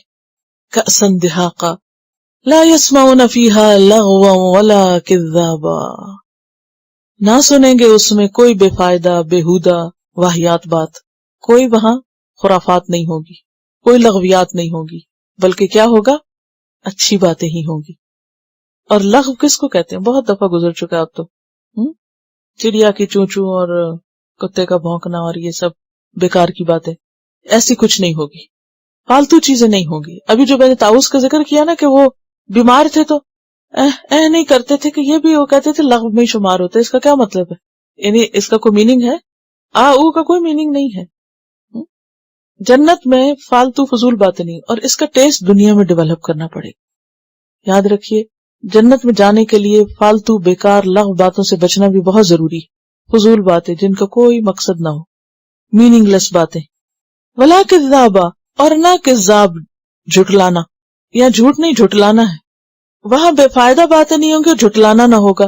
اچھا جھٹلانا کس کو؟ جھٹلانا ایک دوسرے کو۔ اچھا دنیا میں کون سی باتیں بہت خراب ہوتی ہیں جو نہیں سے شروع ہوتا ہی ہے نا، کہ نہیں سے بات شروع کرنا آداب گفتگو کے خلاف ہے نا۔ پتہ نہیں آپ نے آداب گفتگو کہیں پڑھے ہیں یا نہیں پڑھے ہیں، یا کسی نے آداب زندگی میں؟ تو یہ جو آداب زندگی میں سے جو گفتگو کے آداب ہیں ان کو کبھی کبھار پڑھ لیں۔ اس میں ایک چیز یہ ہے کہ ایک دم کوئی بات کرے تو کہنا نہیں سے جملے کا آغاز کر۔ نہیں سے جملے کا آغاز کرنا کیا ہے؟ کبھی آپ غور کریں، ہم خاموشی سے کبھی کوئی گفتگویں ہو رہی ہو تو سنیں تو آپ دیکھیں گے کہ ایک میں کا استعمال اور ایک نہیں کا استعمال بہت ہوتا ہے۔ میں اور نہیں بہت ہوتے ہیں گفتگو، اور یہ دونوں چیزیں گفتگو کو بودا بنا دیتی ہیں اور تکلیف دہ بنا دیتی۔ تو جنت میں جو گفتگو ہوگی اس میں دوسرے کو جھٹلانا نہیں ہوگا۔ اچھا یہاں کیا ہوتا ہے عام طور پر، دنیا میں کیا ہوتا ہے، لوگوں کے عقل سمجھ کے لیولز فرق ہوتے ہیں نا، کوئی کسی لیول پہ کوئی کسی پہ۔ تو بعض لوگوں کی عادت کیا ہوتی ہے، اگر آپ ان سے بات کریں تو وہ کیا کریں گے، آپ شروع ہی کریں تو آپ پہ ہنسنا شروع کر دیں گے، یا آپ کا مذاق اڑائیں گے، یا آپ نہیں کر کے آپ کی بات ہی جھٹلا دیں، جو آپ کہہ رہے ہیں یہ غلط ہے، یوں بات ہے۔ خاص طور پہ خیال رکھیے کہ تبلیغ کے وقت یہ کام نہ کریں۔ اگر کسی سے آپ کا ٹکراؤ ہو بھی جاتا ہے تو اس میں کوشش کریں کہ ان دو لفظوں کو نکال دیں تو بات خود ہی مؤثر ہو جائے گی۔ اچھا بعض لوگ ہر وقت ڈیفینسو ہوتے ہیں۔ ڈیفینسو میں کس طرح؟ اگر آپ ان کو کہیں گے کہ اچھا آپ اچھے لگ رہے ہو، کہیں گے نہیں وہ تو اچھا نہیں لگ رہا۔ اچھا آپ یہ کھائیں گے، نہیں مجھے تو نہیں کھانا۔ اچھا آپ یہ نہیں، وہ مسٹر نہیں ہوتے ہر وقت۔ اس سے بھی انسان کی طبیعت گھبرا جاتی ہے کہ اگر آپ کو ایسے لوگوں کے ساتھ رہنا پڑ جائے تو زندگی عذاب ہو جاتی ہے۔ اگر آپ جو بات کہتے ہیں اس کے جواب میں نہیں ہے، اس سے کیا ہوتا ہے کہ دنیا بھی، اسی لیے بوڑھے لوگوں کے ساتھ بعض اوقات رہنا مشکل ہوتا ہے، کیونکہ ان کی طبیعت میں بعض اوقات یہ ہوتا ہے کہ وہ بےچارے تھک جاتے ہیں، بیمار ہوتے ہیں۔ اگر آپ نے کہا کھانا کھا لیں وہ کہیں گے نہیں، آپ نے کہا آرام کر لیں وہ کہیں گے نہیں، جو آپ کہیں گے وہ آپ کو الٹ کریں گے۔ اچھا اس سے پھر غصہ آتا ہے انسان کو۔ تو اللہ تعالیٰ قرآن پاک میں کیا کہتا ہے، ماں باپ کے ساتھ لا تنہرہما، ان کو جھڑکنا نہیں۔ اچھا یہی کام بچے کرتے ہیں، آپ انہیں جو کہیں گے وہ اس کے الٹ جائیں گے۔ آپ کہیں گے سو جاؤ، وہ کہیں گے نہیں سونا نہیں۔ آپ کہیں گے جاگو، وہ کہیں گے جاگنا نہیں۔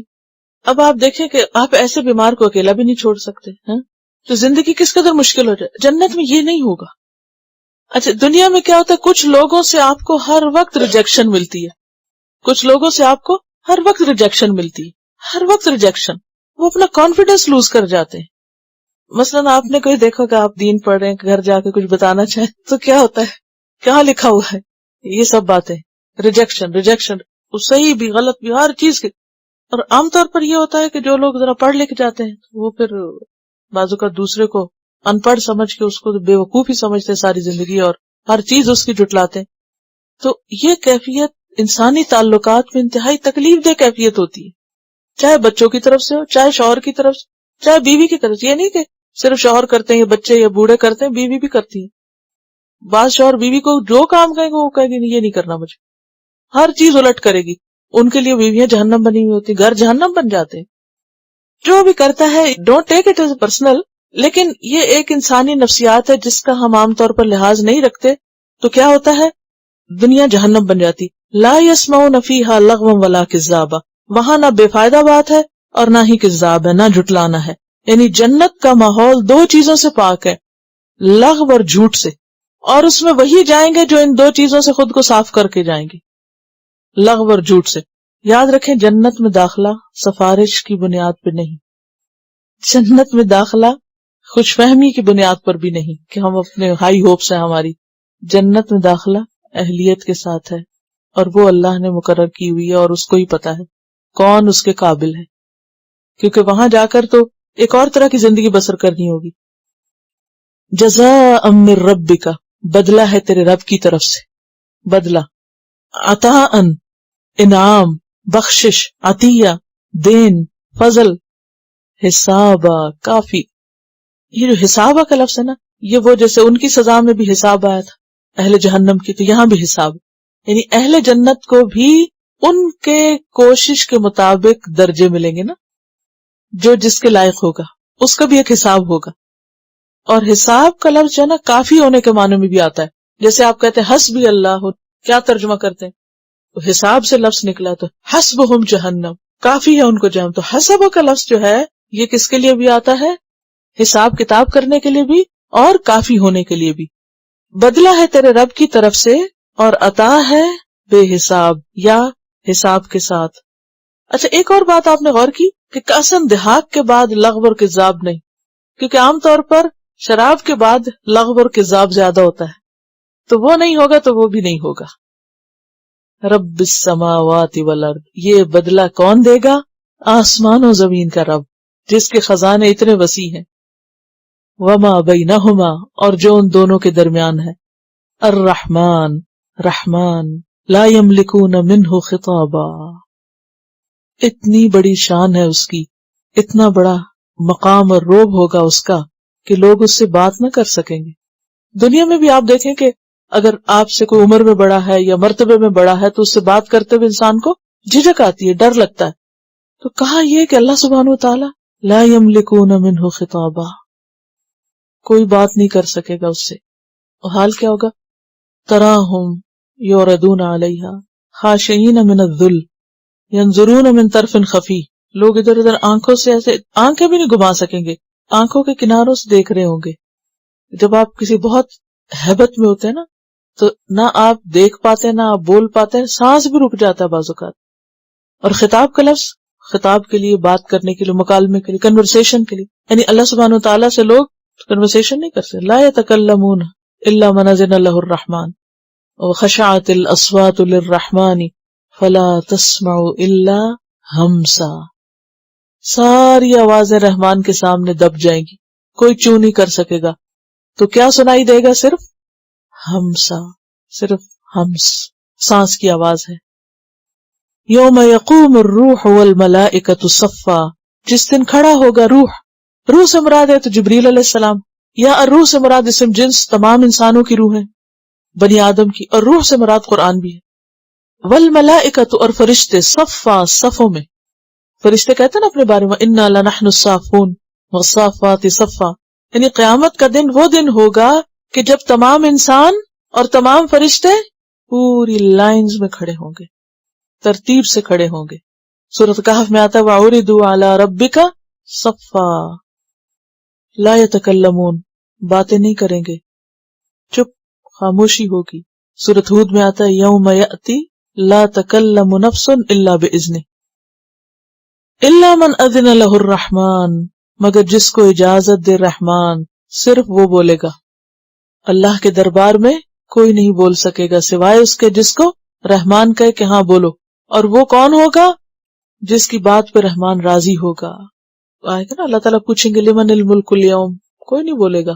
اللہ تعالیٰ خود جواب دیں گے للہ الواحد القہار، کوئی نہیں بول سکے گا. اور جب اللہ تعالیٰ کسی کو اذن دیں گے من ذا الذی یشفع عندہ الا باذنہ، تو اس وقت جس کو سفارش کرنی ہوگی وہ بولے گا. اور وہ کون ہوگا؟ الا من اذن له الرحمن ورضی له قولا، جس کی بات پہ اللہ راضی ہوگا. وقال صوابا، اور وہ درست بات کرے گا، ٹھیک بات کہے گا. صواب کا لفظ ہے نا صوب سے، صاد واو بے، یعنی حق کی بات کرے گا. ذالک الیوم الحق، یہ ہے دن برحق، یہ دن بالکل سچ ہے، ایسا ہو کے رہے گا. کون سا دن؟ قیامت کا دن. یعنی یہ باتیں جو اب تک آپ نے پڑھی ہیں یہ کسی فینٹیسی ورلڈ کی نہیں ہیں، یہ بالکل سچی باتیں ہیں جو ہونے والی ہیں جلد ہی. فمن شاء، تو جو کوئی چاہے، اتخذ، بنا لے، الی ربہ مآبا، اپنے رب کی طرف جانے کا راستہ. مآب کہتے ہیں مرجع اور سبیل کو. سورۃ مزمل میں آتا نا فمن شاء اتخذ الی ربہ سبیلا، اور یہاں ہے مآبا. یعنی لوٹ کے جانے کی جگہ، ٹھکانہ، گھر، جس کا دل چاہتا ہے وہاں جانے کے لیے اپنا بندوبست کر لے.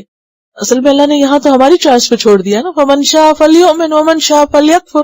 آپ کی چوائس ہے، آپ چاہیں تو تیاری کریں، نہیں تو نہ کریں. انا انذرناکم عذابا قریبا، ہم نے اپنا کام کر دیا، ہم نے تم کو قریب آنے والے عذاب سے ڈرا دیا، خبردار کر دیا. کون سا ہے عذابا قریبا؟ یعنی قیامت کا. اور قریب کیوں کہا گیا اس کو؟ اب 1400 سال تو پہلے گزر چکے ہیں، قریب کیسے؟ کل آتن فہو قریب، جو چیز آنے والی ہے وہ قریب ہی، وہ آئی جائے گی.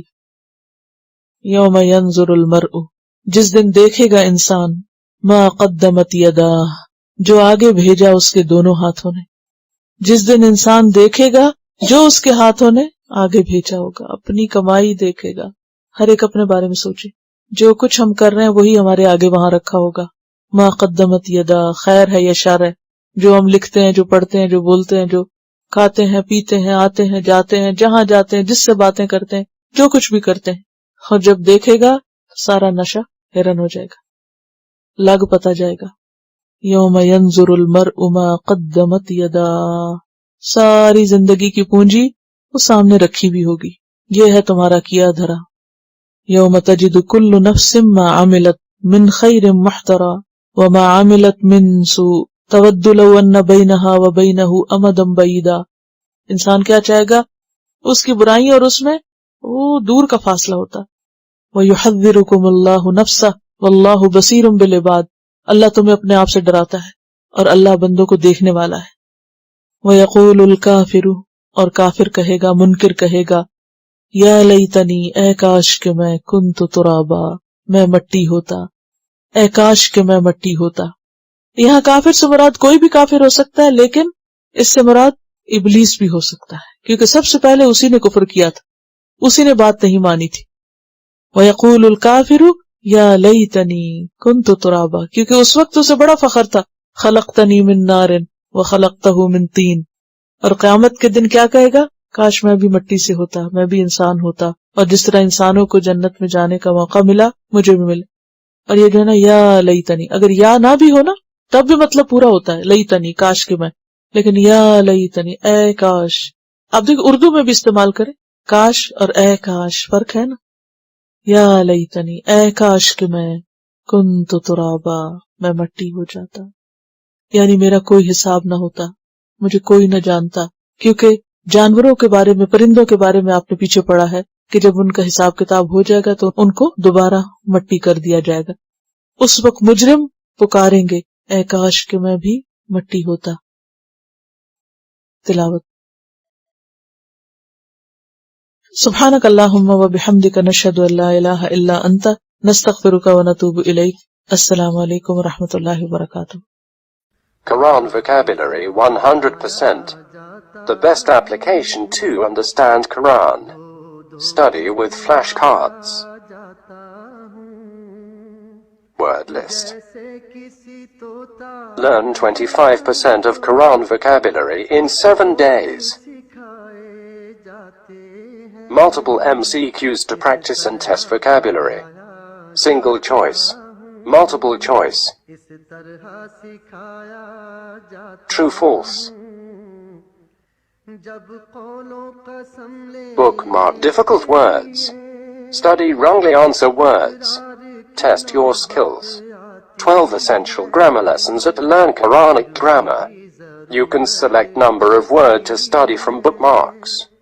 Select number of times wrongly answered words for study. Test your skills with multiple choice flashcard, true, false, matching words and single choice MCQs. Grammar lessons are available in PDF format. Native Quranic and Urdu fonts. Available at Google Play and Apple App Stores.